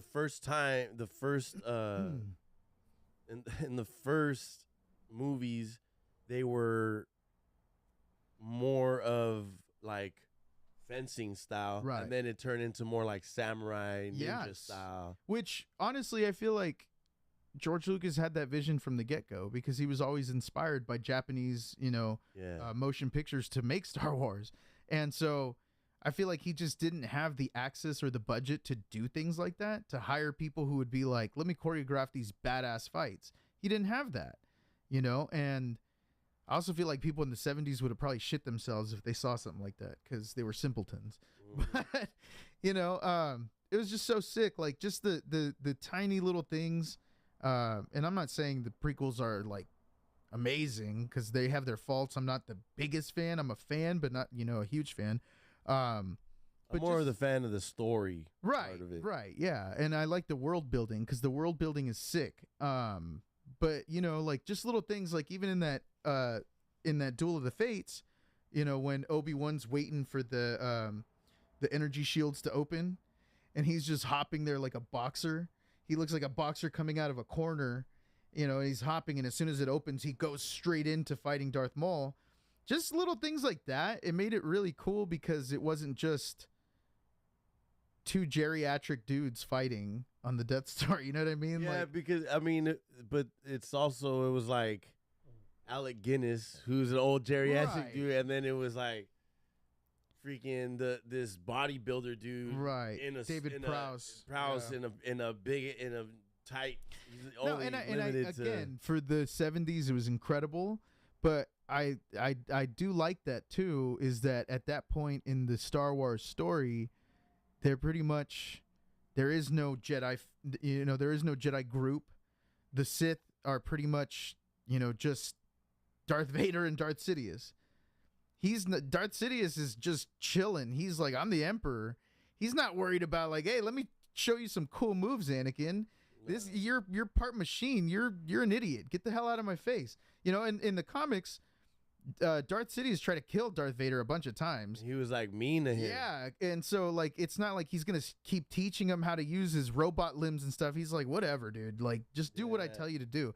So it makes sense that they're kind of like primitive and geriatric and shit. He kind of used the fact that he like saved him as like he was holding it over his head. Right. And so like that makes sense in that context. But that's why I like the choreographed versions in the prequels, because I'm like, dude, that makes a lot of sense as to why they would be so precise and stuff. You know, and later on in the story, yes, we have some geriatric fucks going at it and they can't really do anything. It makes a lot of sense to me. One thing that Ewan McGregor said that is super exciting is that this new Obi-Wan show is going to go back to that style. So he pretty much revealed that there's going to be lightsaber fights, which we've seen lightsabers in the trailer. We've never seen the full-on fights in the trailer. But, I mean, there's going to be Inquisitor. Right. And so he said, he's like, it's going to go back to that prequel style that's super choreographed and looks really intense. And I'm like, oh, that's sick. So I'm stoked for that. You know, I'm really stoked for that. Yeah, he said that. And then he just basically said that he took a couple months to try to find that voice again. Because he has like an Irish accent. Yeah. Or Scottish. And wait, who, Obi-Wan or Ewan McGregor? Yeah, yeah, but he has like a Scottish accent, and in the Star Wars he has like a British accent. Yeah, British. Yeah. And so he said that he couldn't really find that voice, so he had to rewatch the prequels and like kind of copy himself. And I was like, dude, that's so sick. Like he's really getting into it, and I can't wait. I think it's gonna be fantastic. I mean, obviously we're gonna see Anakin as Darth Vader, and you know, all fucked up. Yeah. What else are you down to like because we're covering. Can Mando and Grogu run into him? No. 'Cause this is before. This is after. No, this is before. This is before A New Hope, and Mando takes place after Return of the Jedi. 5 years after Return of the Jedi. We might get Grogu's how he. We could, yes, we could get that. Okay, so we might get. I'd be down to see that. I'd be down to see that. I'd be down to see that, especially because they put so much emphasis in the prequels with Obi-Wan being so concerned about. Like, it doesn't seem like anyone else cares. And it seems like there would not be. Obi-Wan. This is probably a story about how Obi-Wan saved Grogu. It could be, but that's what I'm saying. They put so much emphasis in the prequels about how he's like, Anakin was killing younglings, and he took it real personal that he was killing. Well, I mean, you should. They're killing kids. But took it really personal. This guy was killing kids. What I'm saying is, like, all the other Jedi feel like they just kind of ran off, and we're just kind of like, whatever happened to those kids fucking sucks. Yeah, nobody went to protect But them. Obi-Wan has always been. I mean, he was trained by Qui-Gon, who was like pretty much an atheist, who in that world, you know what I mean? He always challenged the Jedi ways. Obi-Wan was really loyal to the Order, but at the same time, I feel like he always had that in the back of his mind because he even went against the Council and trained Anakin. My master? Yeah, why did my master always have? Right, and so then, you know, it's canon that he was this close to leaving the Jedi Order for the girl he was in love with, and so that's was she a Twi'lek? She was a Mandalorian. That's what it was. She was a Mandalorian. I believe so. Yeah, she was she was the like Queen of Mandalore. No. Yeah, she was like a high-ranking Mandalorian. She was like in the royalty of the Mandalorian. I don't know. I can't remember. But anyway, it just kind of goes to show the rebelliousness that still looms within Obi-Wan. So I'd be stoked to see, you know, something to that nature to where he's like, we were wrong. Satine Kryze was one of the love interests of Obi-Wan Kenobi. Duchess Satine Kryze. She was a duchess. She was related to Bo-Katan? Has to be. Because that's her last name. Yeah. Huh. New Mandalorians and the planet of Mandalore during the Clone Wars. Okay. Sweet. We might see her. That'd be pretty dope. And we might see, because we've seen Bo-Katan. Well, we're going to see Bo-Katan and Obi-Wan. We could. We're not. What I like about this show is that what they've shown in the trailer already. Obi-Wan's going to get a blowjob from a Mandalorian. No, shut up.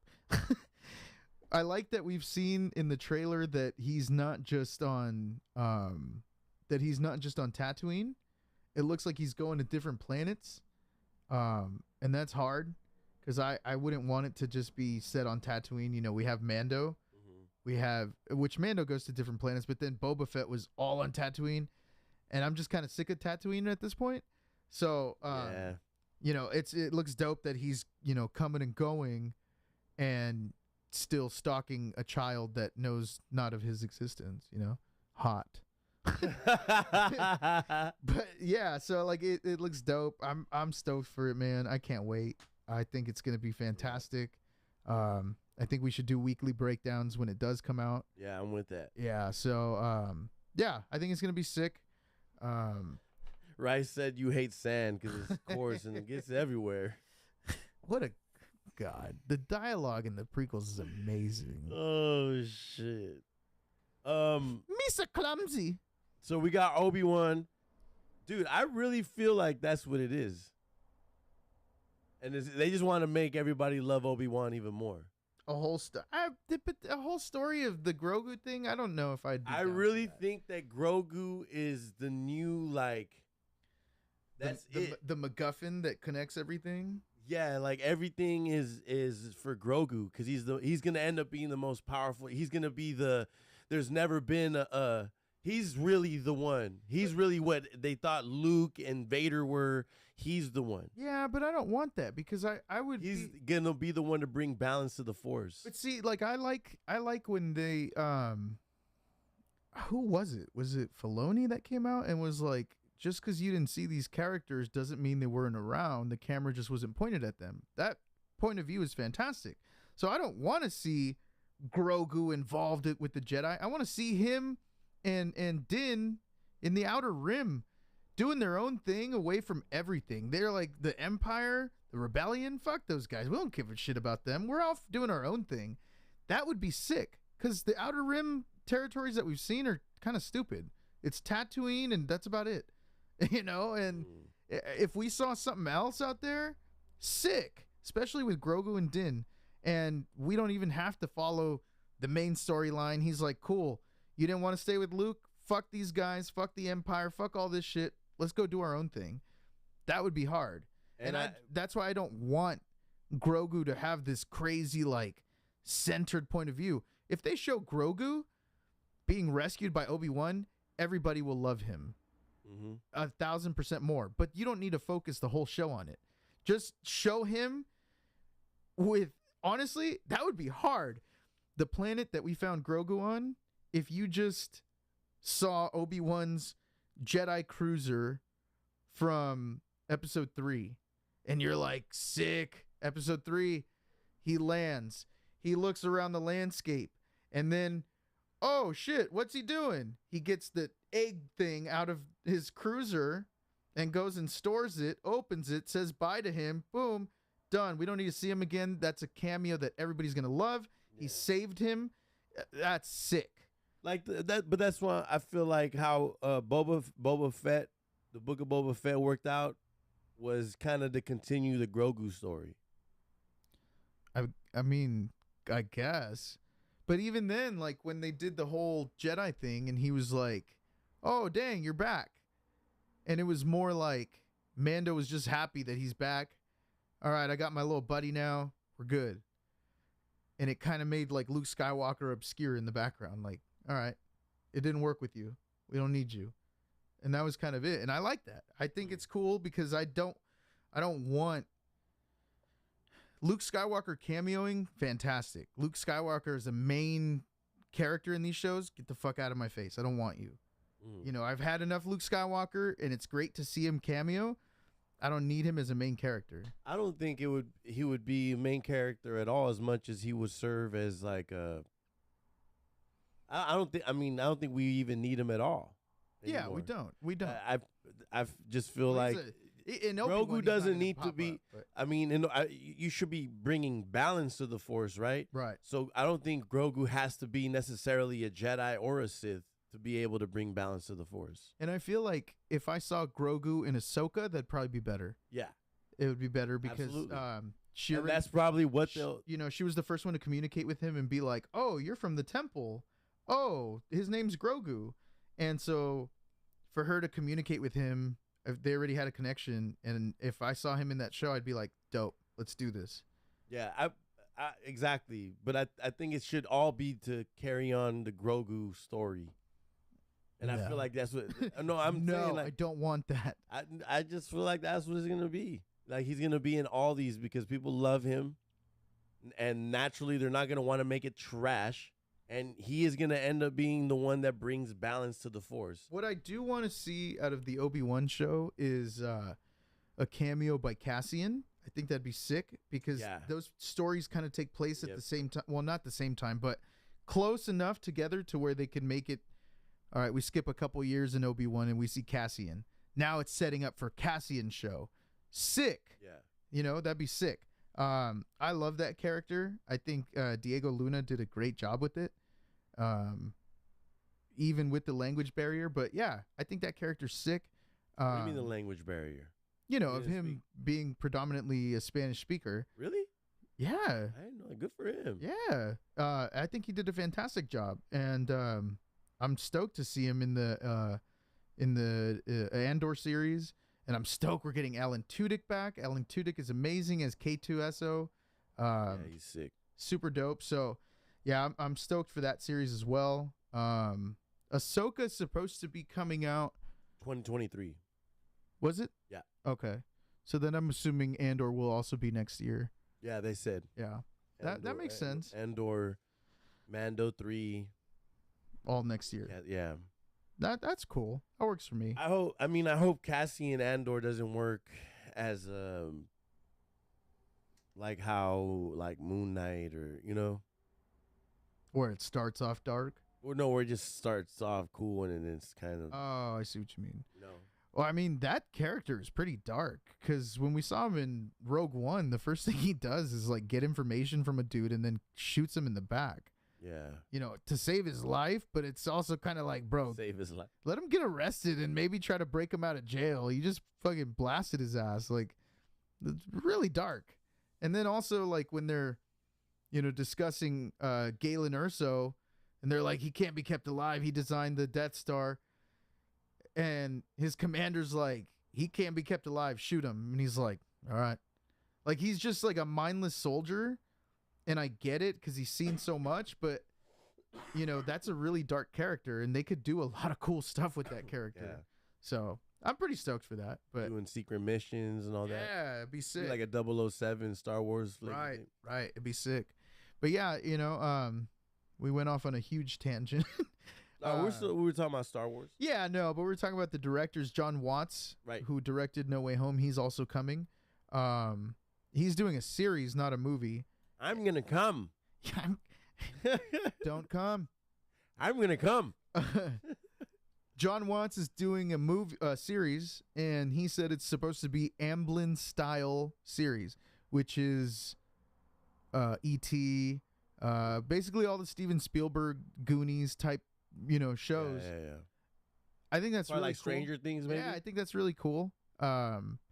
Stranger Things showed us that we could watch kids and not, be annoyed by them. Yeah. J.J. Abrams did it with Super 8, which was a total Steven Spielberg inspired movie. It's fantastic. If you guys haven't seen it, Super 8, sick. But yeah, so I assume it's going to be movies like that. I think those Ewok movies were produced by Spielberg's Amblin Entertainment. Yeah. So they already did something like that, which is kind of cool. It's like a revitalization. Well, besides the 80s campiness of the acting or whatever, it's still, they were pretty good movies. As a kid, I liked them because obviously it was cool to get other Star Wars content. But. Right.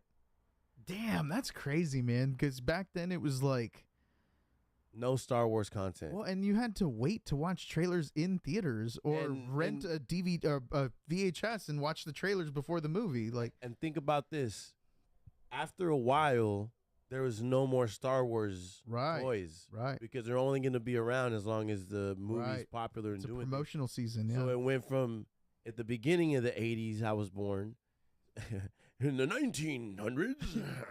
I was born in the 1900s. 1980. Hello, I'm born in the 1900s and 80.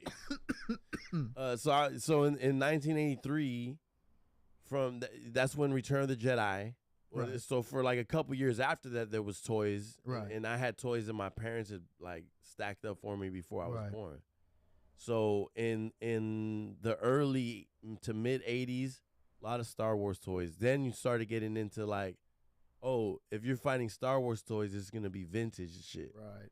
This has gotta be 6-7-year-old toys. Yeah, I didn't get like new Star. I had. It was when they did the re-released. They re-released them in the special editions. 97, I think it was.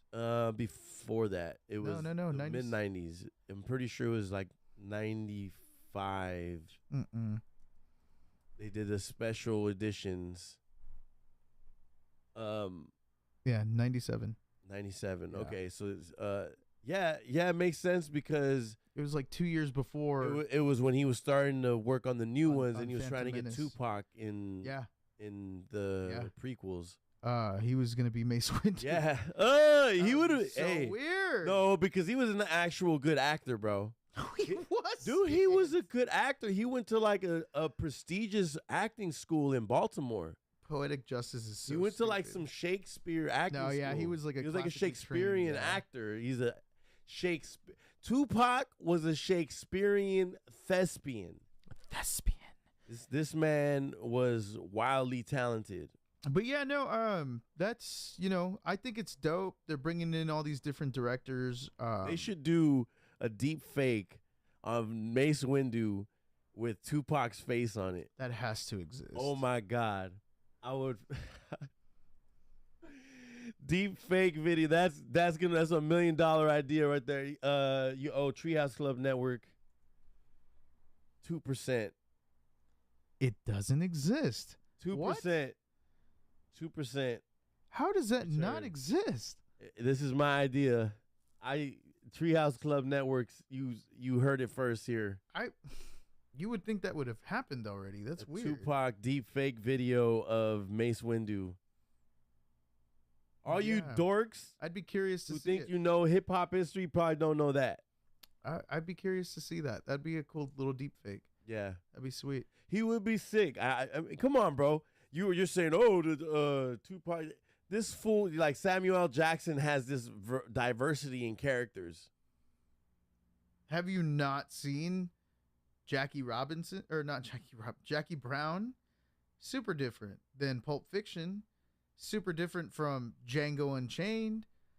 Okay, you're talking about characters that he did within decade spans. Yeah, but still, it's diverse. His acting. Later, that's I'm saying, in that time frame, look at all the movies in that time frame that he did Mace in the Windu 90s. Was Samuel L. Jackson. Exactly. That's what I'm saying. Yeah. That's what I'm saying. You know, he might as well have said, "May the force be with you, motherfucker." You know what I'm saying? That's what I'm saying. Sick and tired of this motherfucker. Like nobody would have batted an eye if George Lucas.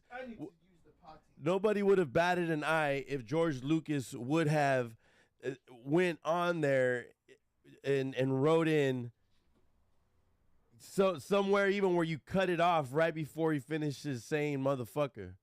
You know? Don't you know? So Tupac to me actually had he was a trained actor. He had actual talent as an actor because he went to school for it. And here, 1 second. You better not piss in the carpet. Go piss outside. Go over there. But yeah, I think Tupac would have made a great Mace Windu, and he would have probably picked a cooler color. And I don't know. I mean, purple lightsaber is pretty fire. Purple. What color lightsaber you think Tupac would have picked? The red one. But he couldn't. He would have been a Sith. I'm just saying that because he wore red bandanas. What was that sound? What? Right now. I don't know. It was just the bag tipping over. Anyways. Color lightsaber Tupac would have had. Probably the blue one. Green, probably. I think you would have gone green. Yeah, I don't think he would have done the custom like the way Mace Windu did. Purple is a specific, like, pimpy color. Well, that's what Samuel L. Jackson asked for. Yeah, that's badass. That's what I'm saying. I think it's cool. Nobody would have batted an eye if they would have said, "May the force be with you, mother," and then they cut to the next scene. No, nobody would have batted an eye. What? Nobody would have batted an eye. Nobody would have batted an eye. Okay, yes, we would have, because again, my biggest complaint with the Book of Boba Fett is that the dialogue sounded like it was from Earth. So if I heard "motherfuck," I would have been like, "What the fuck? We have cuss words in Star Wars from Earth?" Yes. You son of a bitch. Like, what? Of course, that'd have been sick. Even in the original, when who was it? Was it Harrison Ford when he's like, "I'll see you in hell"? I'm like, oh, hell exists in Star Wars. Okay, is it still Jesus? Like, did Jesus kill the devil with the lightsaber? I don't know. That kind of shit bothers me. Hell's a planet. Over there in Star Wars, hell's a planet. Well, yeah, it's Mustafar. Mustafar. I'll see you in Mustafar. I'll see you in Mustafar. What the Mustafar? No, but see, like, they even did that with Book of Boba Fett. They had really bad dialogue where it felt earthy, and then they had other dialogue where they were creating their own, like, curse words, where it was like, "I'll snatch you quicker than a Banta's polygon," or yeah, some like when they say like shit. Bantha fodder. Yeah, like shit like that, and that's cool. Like, that is, I'd rather hear shit like that sounds campy, but at the same time, I'm like, oh, They're weirdo alien people. They're talking about their alien stuff. Yeah, not, stupid crap like I wonder if Earth exists within that Star Wars universe. It did in one of the comics. Yeah, but it was like that was like a it wasn't a real comic. Like it was right. It was a what's it called? No, it's not canon. Yeah, it was like no, it was made by Lucasfilm, but it just is not canon. Yeah, right. Yeah, it was like Chewbacca and Han Solo go back and find his Indiana Jones bones. Yeah. No, they just went to Earth and it was like some weird, stupid shit. But it's a stupid comic. Really stupid. That's actually what I think I'd be interested in seeing that. Like I'm sure nerds. Because it said a long time ago, a long time galaxy ago, far, far away. So I'd like to know, like, is this before the Big Bang here, or like the creation of the Milky Way galaxy, our solar system? How far back is it? This prehistoric age? Are dinosaurs here while that's going on? Right. Or here's my thing: when they're hitting warp speed, is time changing? Oh, like the theory of relativity. Yeah, that's actually kind of cool too because. So when they're going places, are they going back in time and then going to certain places? Are going? I get really bothered by shit like this because, like even in Doctor Strange, he was jumping from multiverse to multiverse, and I was like, oh, sick. When does he shower? When does he brush his teeth? And so like that kind of pisses me off because in Star Wars, they'll jump from planet to planet. I'm like, yeah, these motherfuckers must stink. The Millennium Falcon probably smells like asshole because Finn's been wearing that leather jacket for like 8 days. After walking in the fucking baking sun of Jakku baking in for the sun 3 days. And then dipping himself in like water that was being sipped by this weird space hippo that had like shit in it. Yeah, and then like Rey, when she's on Octu, she's drinking milk that comes out of a space cow's tits. And she's just like next to the sea. What does that smell like when she sweats? So she's straight got to smell like fucking something. Like salmon chunks. Wearing those same rags? She got to smell like salmon chunks for sure. I'm sure Luke Skywalker was like, damn, a woman, and then smelled her and was like, nah. That ain't it. He's probably like, Mara Jade, I miss you so much. I should have married you. He's just, that bothers me a lot. I feel like, we got to see Kylo Ren's bedroom in The Last Jedi, and, he's got like a swanky, bougie bedroom, it's all white, and he's got like a bowl of red something that spills on the ground. But, he lives in opulence. A bowl of red something. I don't know what the hell it is. I'm not going to say it's cherries because obviously it's not Earth, but it looked like cherries. A bowl of red something. Bowl of red balls. Anyway, this guy's living in opulence, man. He's living the swanky bougie life. The Empire, the Second Order, the First Order, whatever the hell they're called. They're living large. They got the good stuff. So, and we saw Kylo without his shirt. He was just getting out the shower. My man is fresh. So I hated that part of the hold on, but I'm sorry to pause you, but I hated that part of the I hated that part of the new trilogy where what's his name from the movie that old school movie the leader of the First Order, the new leader of the Snoke? No, that was getting into it with Ren at the beginning. Oh, Hux. Hux. Yeah. Who's a great actor, by the way. Yeah, Domhnall Gleeson. He's awesome. But Hux, when hey, come here. Come on, Ahsoka. I know what you're gonna say. When he betrays, when he's he's like, and this shall be named the First Order. Oh, his speech. Yeah, but when he like names it, this is like corny. Like I feel like that. Like it would have been funny if somebody says like, we weren't gonna vote on the name. I honestly don't. You want to know why I don't like that scene? I don't like that scene because studied Hitler. No, it wasn't even that. That's cool, but he's not giving a speech to deliver to the universe. He's giving a speech to deliver to the guys that are already enlisted. Like, if I was one of the stormtroopers, I'd be like, who are you yelling at? Nobody is on the other side of this issue. We're all here getting paid to do your bidding. Like, what are you yelling about? They will know the first order! It's like, bro, what are you doing? Oh, shit. I never... We lost you. Do. There we go. I think I have a sensor and auto muted because you started yelling. I might have just gone 2 hucks. But, yeah, it was stupid. That was the stupid part. But no, I'm saying, back to my original point, my man Kylo was fresh.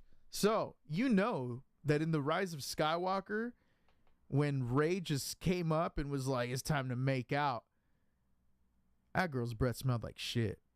He's like, nah. And Kylo, he had that Gap sweater on, you know, when he took off his robes.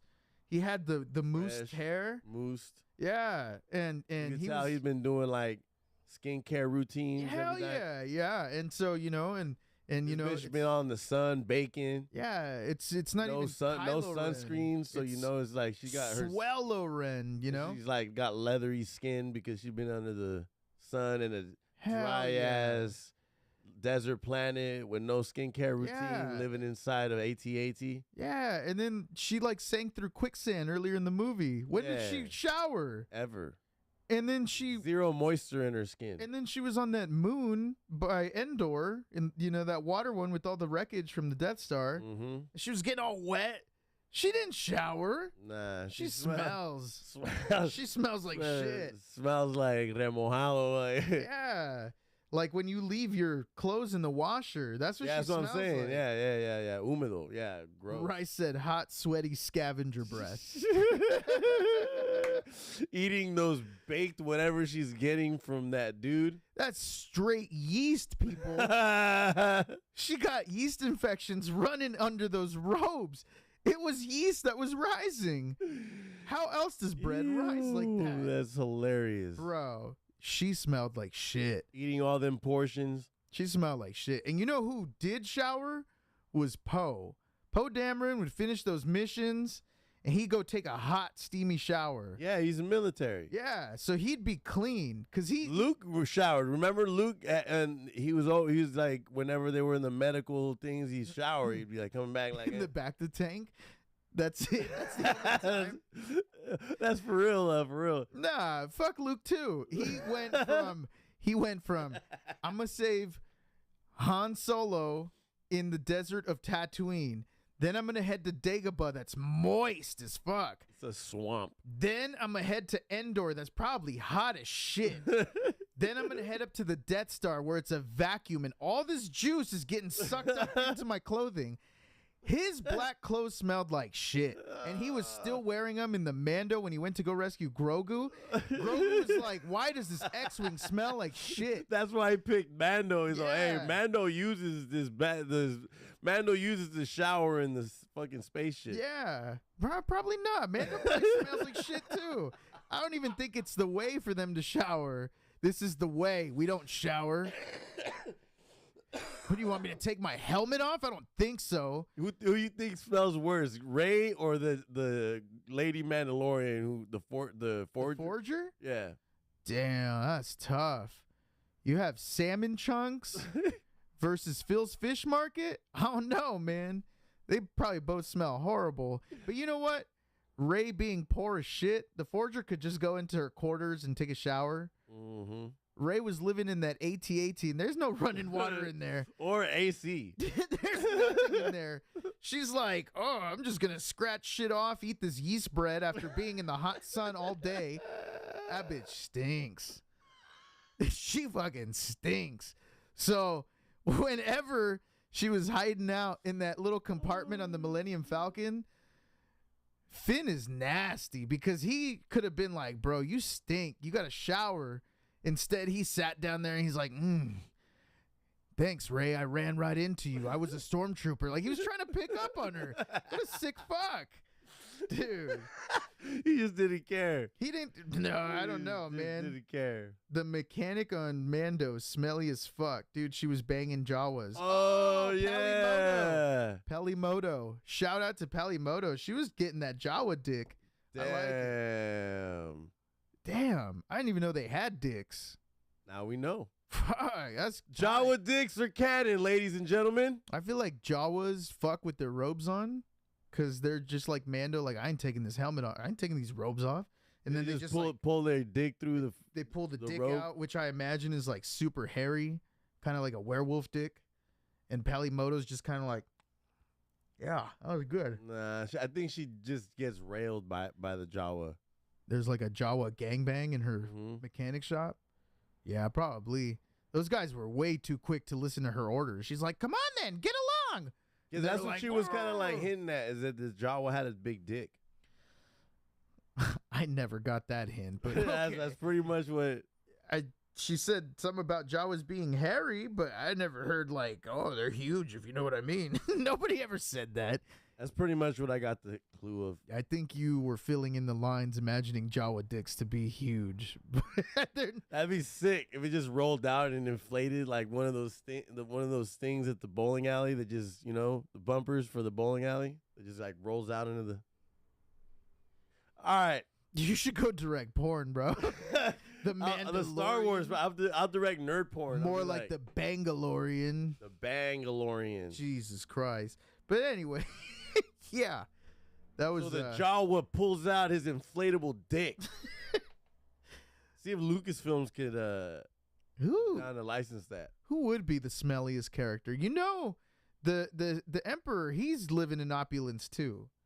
We saw when he was a senator, he had all the fixins. He wasn't living like no humble civil servant.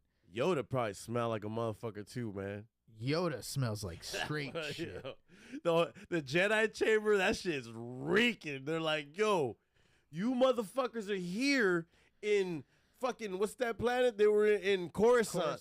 Bro, y'all are in Coruscant. Like, take a fucking shower. We got fucking showers everywhere. Why do you think that Mace Windu looked pissed every time he was sitting across from Yoda? He's like, I gotta smell this dude's wrinkly fucking skin again. Why? Why is he the master and I'm second in command? This motherfucker smells. That fool smell like a fucking lizard chamber. That fool, he smells like a lizard smells cage. like iguana piss. He smells like a fucking iguana cage. And then to top it off, he goes to the fucking smell like a dampest. You know what he looks like? He smells like. You know when you leave the chicken out for like too long and it starts already going rancid and it just smells like, that's what he looks like. He smells like rancid chicken. warm raw chicken. That's fucking warm raw chicken. That's definitely what his sack smells like when he pulls it back. That's fucking disgusting. Chicken has just been left at room temperature for 24 hours. That's what Yoda probably smells like. Hot take. Yoda's sack. Oh my god. And then what was Yoda's girl? Yaddle? Yaddle. I feel like she smells like salmon that's been left. God damn, just all the meats, huh? Grogu probably smells like salami that got refrigerated but then got taken out. Like it was cool when it was dry. It was cool if you refrigerated, but it got taken out. They left it out on the camping table. The kids went swimming. They came back. That salami, they opened the bag and fuck. Yo, what is up with that? What? Haven't they got to address that none of these motherfuckers are taking showers. It's always bothered me. I hate it. I fucking hate it. That's why I'm like. That's wild to me. That's why I'm like, when they should just have like a little scene where they're like, hey, here's an inn. Let's stay the night. And then I'd be like, dope. They're taking care of themselves. They're shitting. When did Rey shit? She just buries it like in just the fucking like in the sand like a dog. God damn. No, but also if you think, I just want one little scene.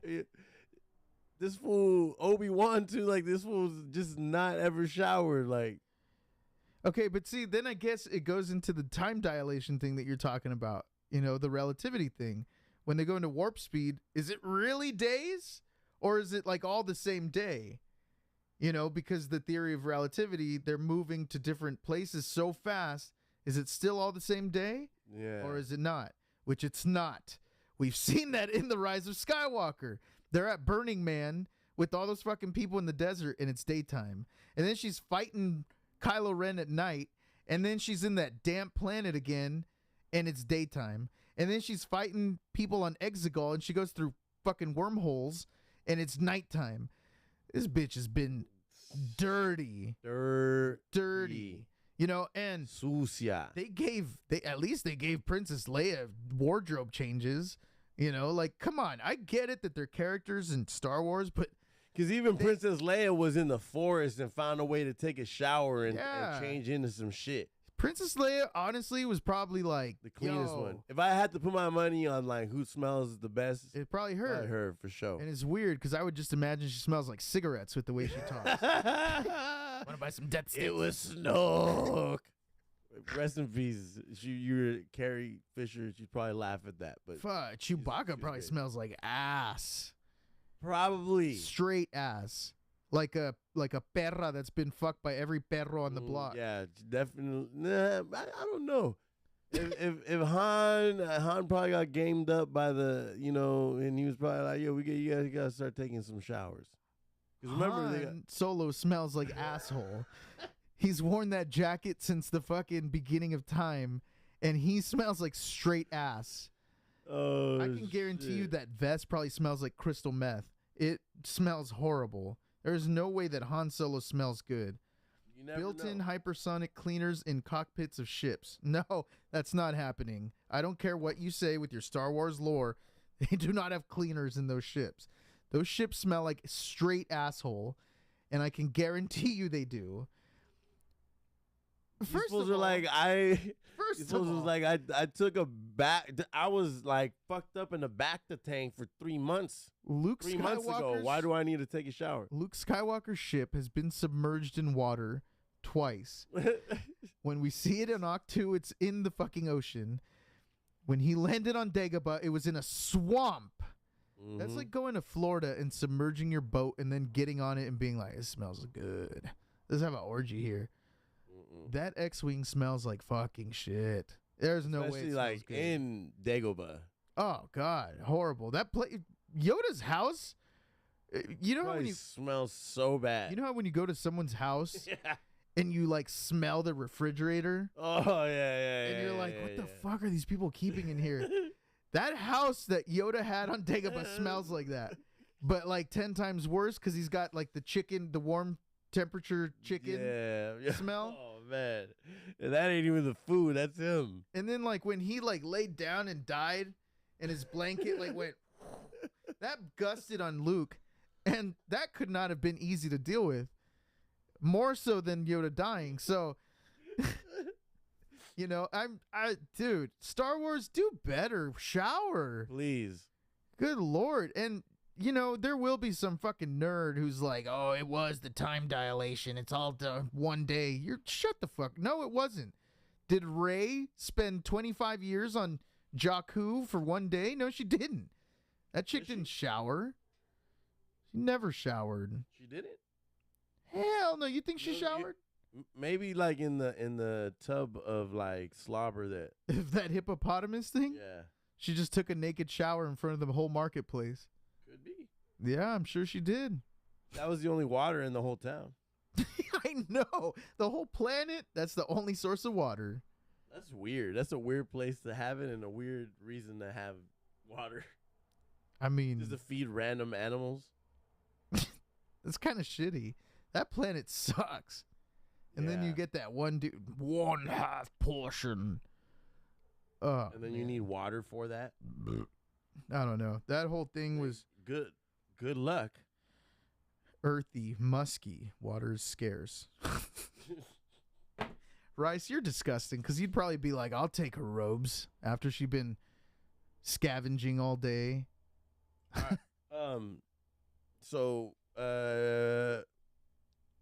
We also have some news. We have trouble in paradise because the Fast and the Furious director is leaving. You know, it's a sad time when one of the greatest cinematic franchises of all time starts sucking, and it barely happened right now. It didn't happen right after the first one, how everyone says online. That didn't happen. That's not true.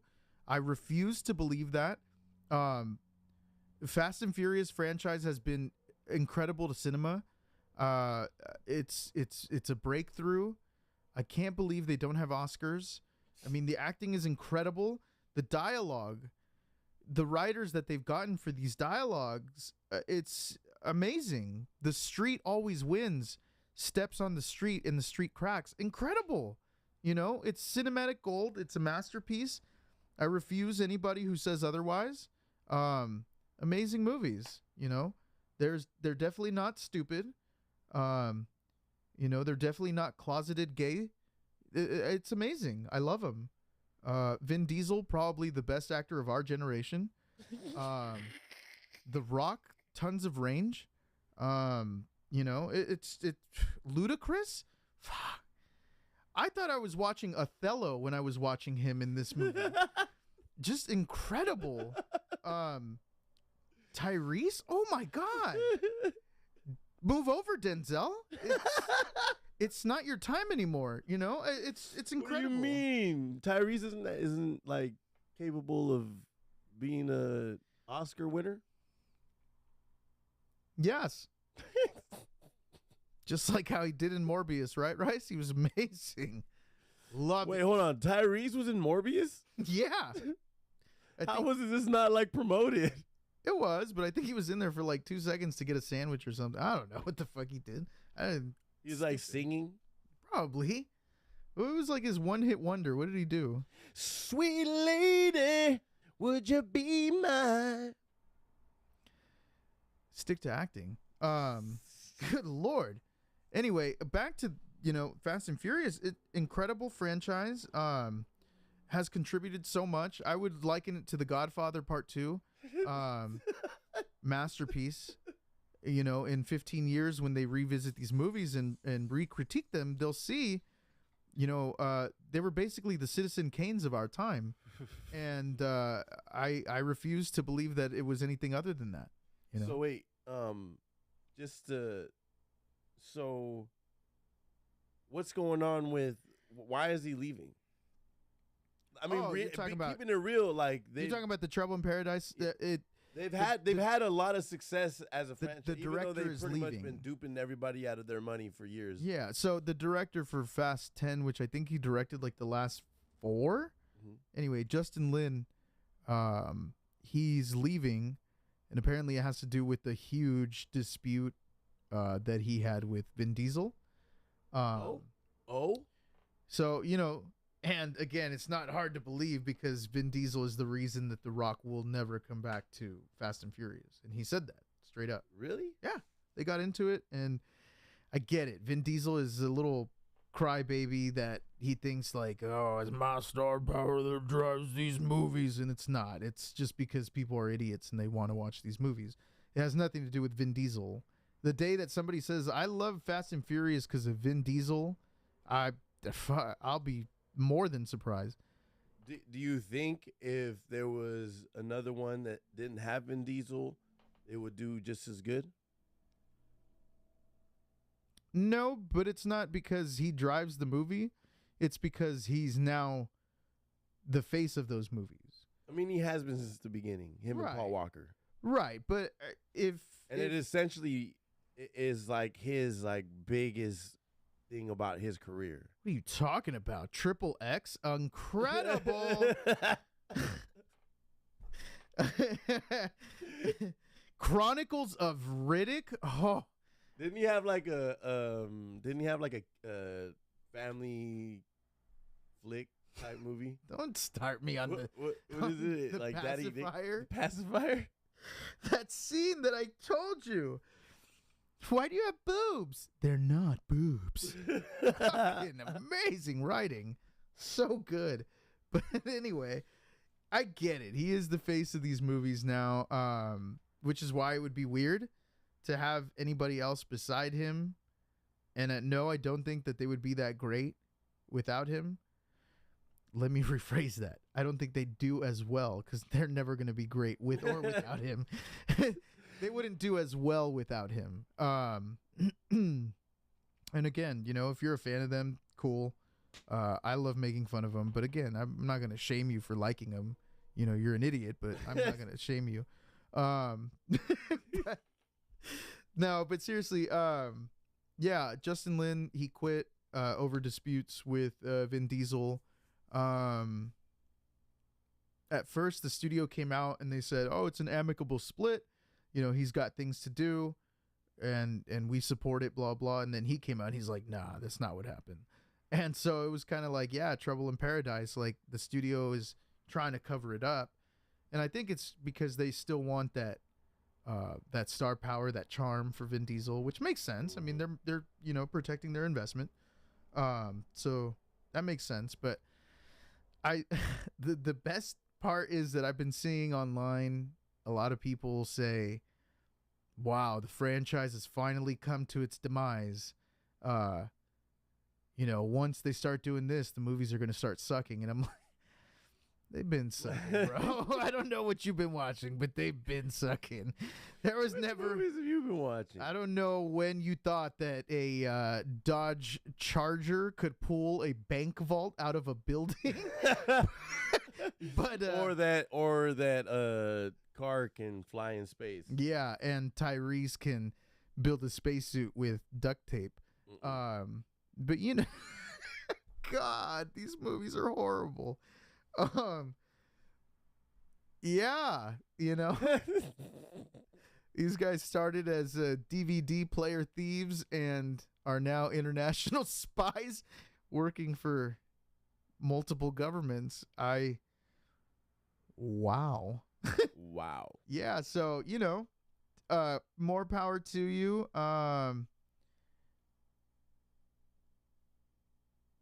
What are you reading there? I was just reading the chat. I didn't even realize that the chat was here. I hadn't been seeing it. Really? Yeah. The whole time. Sweet. But yeah, that kind of is crappy that the director walked away, but they've gotten a new director now, and Trouble in Paradise No More. It's the director who directed 2008's The Incredible Hulk, which is super well received by critics. People love it. Best MCU movie ever. Nobody hates it, and everybody loves it. It doesn't even matter that it made the least money of any MCU movie. Everyone loves it. So I'm so happy they got this guy as director, because it's just going to skyrocket that franchise. But, Oh, shout out to Born Evil Studios, my bro Absurd in the live chat. Thank you. We're doing a bunch of test streams, pilot episodes, checking out how it goes. You know what I'm saying? We're gonna be doing tomorrow. We have Psychic Susie in the house. We're gonna be doing a psychic episode. See how that goes. It's gonna be great because this is real, 100% real. So back to Fast and the Furious. So you're not a fan of Fast and the Furious? What made you say that? I just said it's a piece of cinematic history. It's incredible. So you don't, and I mean, I think it's kind of a travesty then that they have not won an Oscar. Yeah, I mean, come on. Why wouldn't you for dialogue like that? The street always wins. Steps on the street breaks. Powerful. I feel goosebumps every time. Powerful stuff. Very powerful stuff. I wouldn't understand why it's never won an Oscar. All I can say is that clearly there's just so much talent oozing from that movie that it's so hard to depict anybody as the winner. The crazy shit is that they have actual Oscar winners who are in. They're like, we don't need to win an Oscar if we just hire people who already win Oscars. Yeah, and honestly, I feel like people like Charlize, they can use Oscar winner Charlize Theron joining, the Fast and Furious franchise as Cypher, a woman with white dreadlocks who lives in an airplane. Great writing. That's amazing. She is an Oscar winner and she's a fantastic actress. But you know what? seriously, kudos to her, because honestly, I feel like she joined a franchise like this so she could do more prestigious roles without having to worry about money. Like she gets this fat payday from Fast and Furious, and knowing, bam, I'm in that franchise, so they can use me forever. Right, and then she can go off and do an indie film that will get her another Oscar, and she don't have to worry about money. She could coast for the next 2 years off that one check she made. You know, so that's super dope. I respect that hustle. I respect that grind. And then there's people like Vin Diesel who like desperately need this because they have nothing else. And if this franchise, if you don't have Fast 9, you have nothing. Yeah, if this franchise went away, he'd probably like be on welfare within like 3 years. This is family. Yeah. And Tyrese, who clearly needs this because I mean, what else has he done? And you know, Ludacris obviously, you know, had a great career, so everybody who's 38 is cheering him on. 38 and up, you know, he was cemented into history on the Now That's What I Call Music 27. So, you know, he clearly doesn't need this franchise. That discography is like that discography, the Now discography is like a time capsule. Yeah, it is. A horrible time capsule of awful music.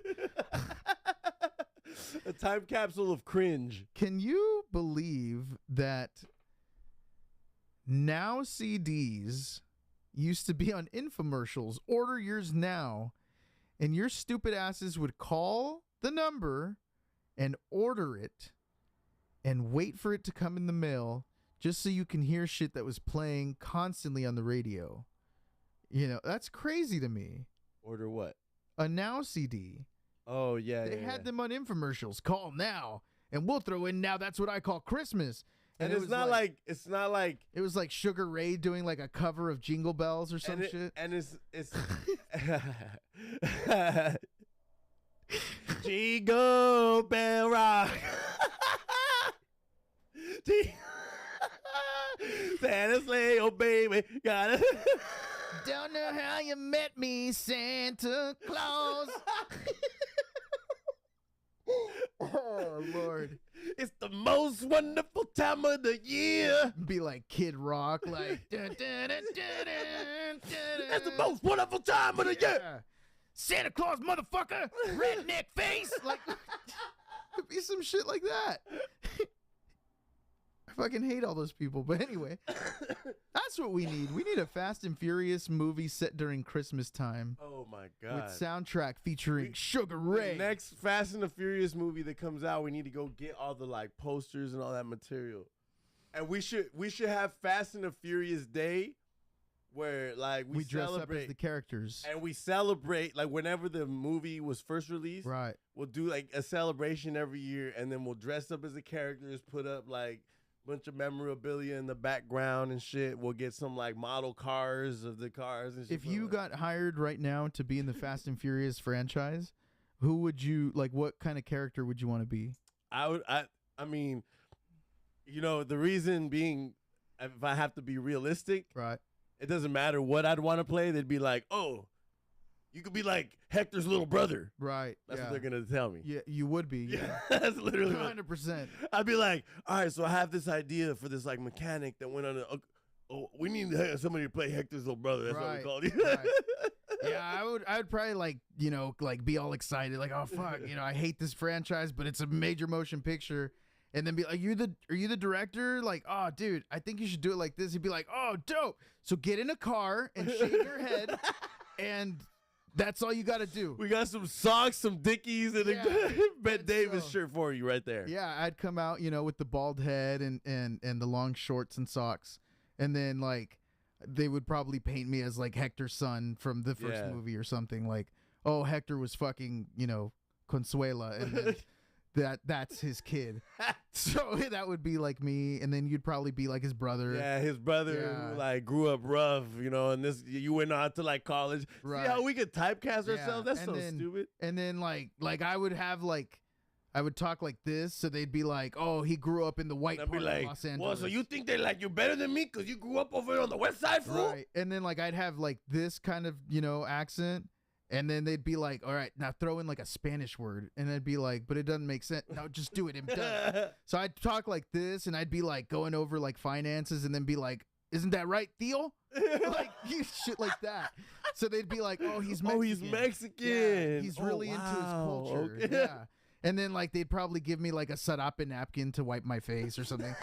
You know, your pen is like a Mexican flag. Right. Yeah. You know what I mean? Like a fancy like pen with like, the Mexican flag on it. I'd like be storming off, like pissed at my dad, and then and there'd be like a news clipping on the wall that said like first Mexican, right? You know, first Mexican lawyer to open the office, and right. And then like I'd storm off, turn my car on, and you know how like when you turn your car on and the radio's like blasting, you turn it down, it'd be like La Chona blasting, yeah. And then I'd have to be like.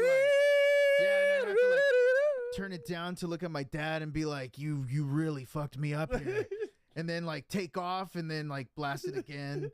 Yeah. I want to be in Fast and Furious. We already have characters, man. Yo, hit us up. Whoever the new director is. Yeah, that'd be easier. French dude who directed that greatest MCU movie of all time, The Incredible Hulk. Hit us up. It's a really good movie. I love it. Wait, the Incredible Hulk, like from before? No, it's the one that's supposed to be part of the MCU, but everyone forgets, with Edward Norton. How's that part of the MCU? Because it's part of the MCU. It came out right after Iron Man. That was the second movie that came out.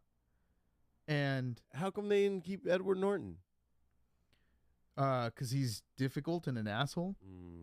So then they got Mark Ruffalo, which is a better choice. I love Mark Ruffalo. Yeah, he's lovable. Yeah. And like, I can't imagine Edward Norton with this lispy, high-pitched voice like this, where he's such a great actor, being like, Scarlet Witch, I can't take a shower with you because I'm going to get hulked out. I don't want to see that. That's garbage. Like, I don't want to hear him be like, what's running through my veins? Radiation, gamma radiation. I can do the snap. I don't want to see that. So thank God for Mark Ruffalo. But, Mark Ruffalo is a saint. Yeah, he really is. But yeah, I said he'd be Gino Toretto's bar. Who is Gino Toretto?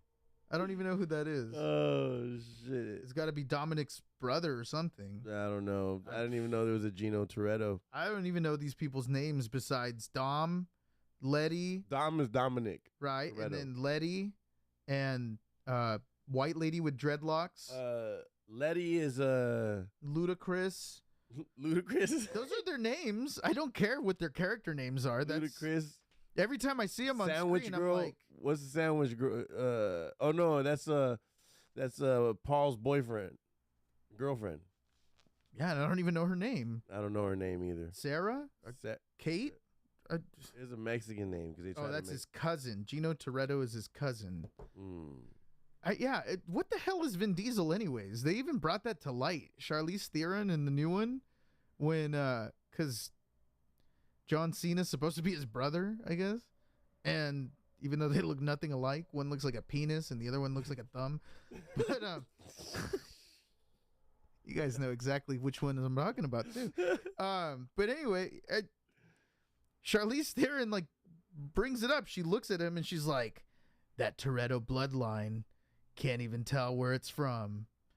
And I'm like, "Is that your excuse? Like the multiverse? That's a variant. That's weird. That's a stupid excuse. It's great, fantastic writing. I'm sorry. It's not stupid. I want to get hired to be in the movie." Let's look up Fast and Furious characters. I'm sure they have great names.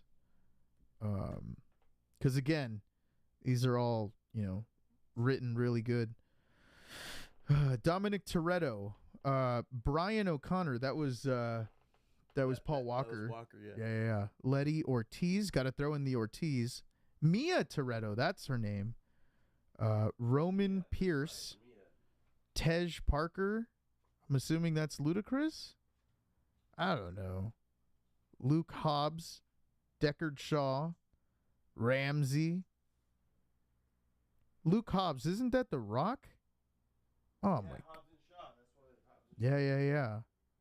Damn, that's cool, man. These are great names. It's definitely not bad writing. Super, super good.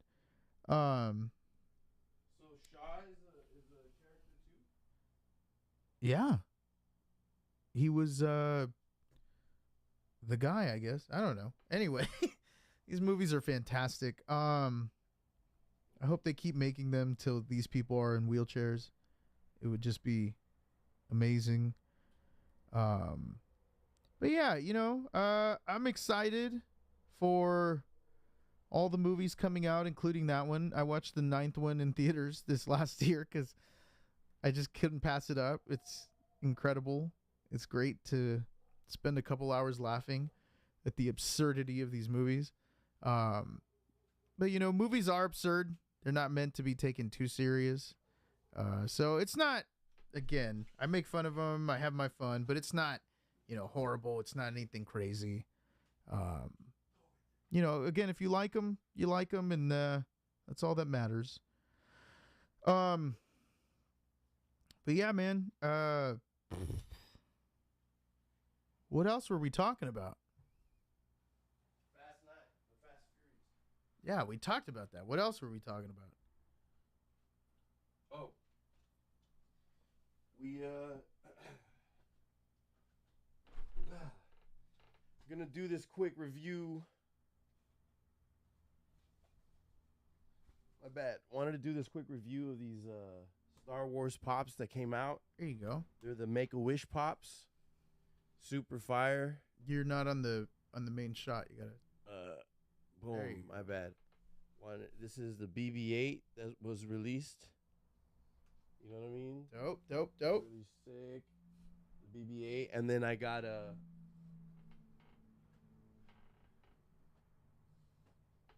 Stormtrooper. Sweet. These were both GameStop exclusives. I definitely, if you could find these, I would get one because these are probably gonna go up in price. You think? Maybe. I mean, they're for a good cause anyway, so they're pretty dope. Good cause. Dope. Yeah, we got a bunch of cool stuff too. I went to I wanted to talk about Nerdville really quick. Oh yeah, there you go. Last few minutes, talk about Nerdville real quick. I went, cosplayed as I cosplayed as Han Solo from A New Hope, and it was fun. I went in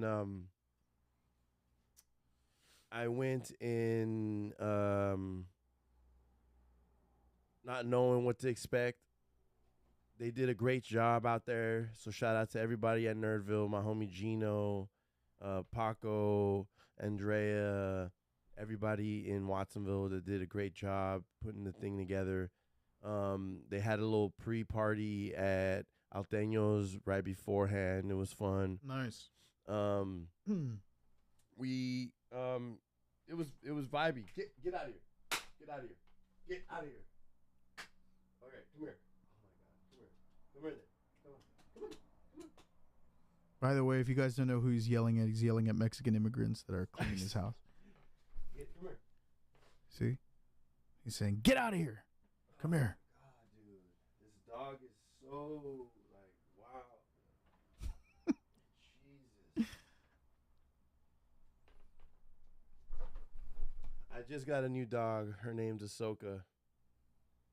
She's been a nightmare to my life the past couple nights. Get back, Padme. I'll let you out right now. Get back, please. Oh, perros. So where were we at? Yeah, Nerdville happened in Watsonville High School. Super dope. I got a bunch of dope pops. I got these Wayne's World ones over here. You know, I got Wayne and Garth. I've got a couple other cool ones. I got a dope Yoda one. I got a Deadpool one. That was fun. A lot of people dressed up or no? Yeah. There was a lot of people cosplaying. I think one of the coolest ones I seen was this dude who was dressed up as Vega from Street Fighter. Oh, sweet. And then my homie was dressed up as Lil Mac from Nintendo Mike Tyson's Punch-Out. Okay. The main character from right. Mike Tyson's Punch-Out. That's pretty cool. Deep cut. Yeah, it was cool. I've also seen who else. My homegirl did Lady Loki. Oh, nice. I've seen a lot. It was pretty cool. They also had the Killer Clowns from Outer Space. The creators, I don't want to mispronounce their name. Yeah, it was a director, right? Yeah. Yeah. The Super dope. Killer Clowns.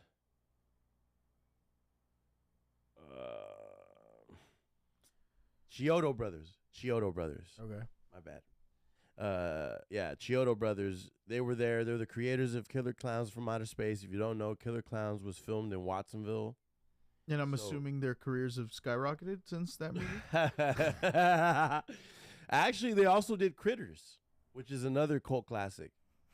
So, I mean, damn, you proved me right. They have skyrocketed. Critters. Well, Critters was before Killer Clowns, I'm pretty sure. And it's a very specific type of like cult classic film that they created, and Watsonville really takes it serious. They love it, so it's like a big deal. They came back and to see how people reacted to seeing them, and knowing that there was kids that were like fans of the movie, and that's cool. At least they took time to do it. That's definitely got paid. They're definitely charging like $50 of autograph. Oh, okay. And the one thing they did, those are like Silicon Valley convention prices. What the hell? then they For they, okay, they I'm also oh shit! they also $50 an autograph for the Killer Clowns creators. Hell yeah! Can I get the guy's autograph too? That was an extra in the background. He was so they signed a bunch of. So they signed the Killer Clowns pops. Okay. They had all the 3 clowns from the movie. Mm-hmm. They signed the pops. So and then they raffled the pops off as a set. That's cool. That's pretty dope. I feel like those might go up in value because that's like a very obscure. They probably won't. Oh, you fucked up the packaging. The lose value. Oh, the packaging's got writing on it. Oh, but it's the creators. Yeah, the creators of, like I said, the packaging got writing on it. the creators of Killer Clowns. Oh shit! I'm not 20. I'll give you 5. So, like I said, if you get the writing off it. So, anyways, I'm sorry, but the setup was so good. I mean, you had me on the edge of my seat when you were like, they signed the pops and gave them off as a set. Whoa! Hey,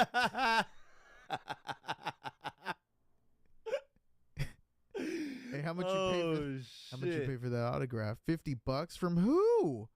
The creator of the Chiodo Brothers. God, Watsonville's crazy. Watsonville's nuts, bro. That's crazy.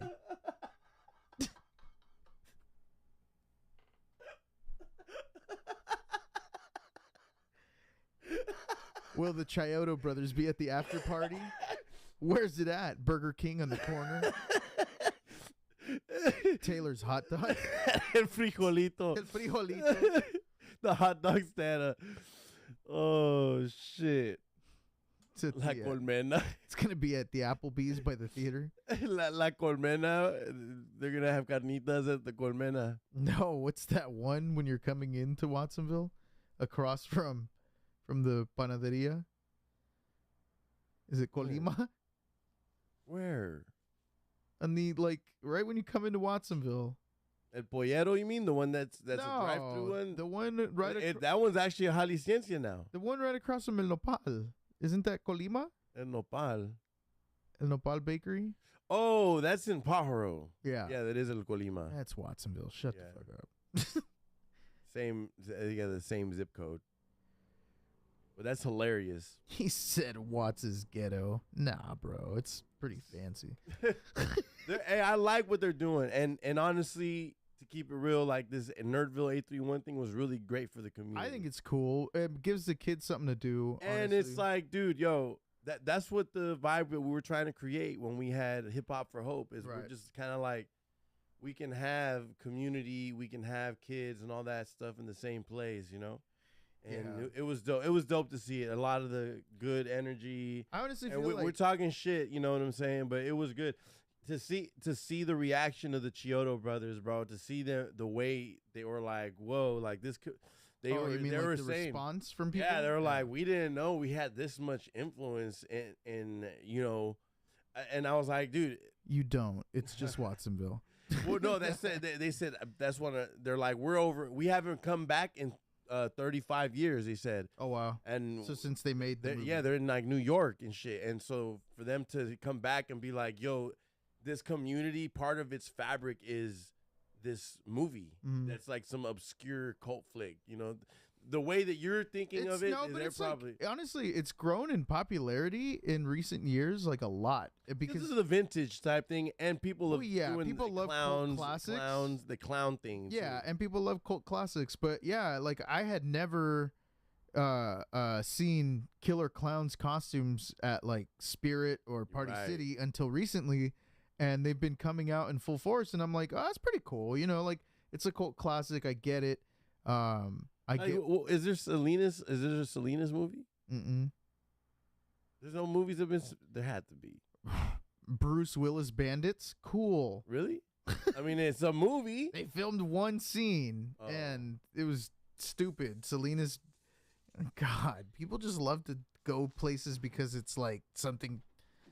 Oh wow! Well, Steinbeck was here. It's pretty much like Mice and Men is pretty much about Selena's. Steinbeck is awesome. That's one of my favorite authors. But Mice and Men is about Selena's.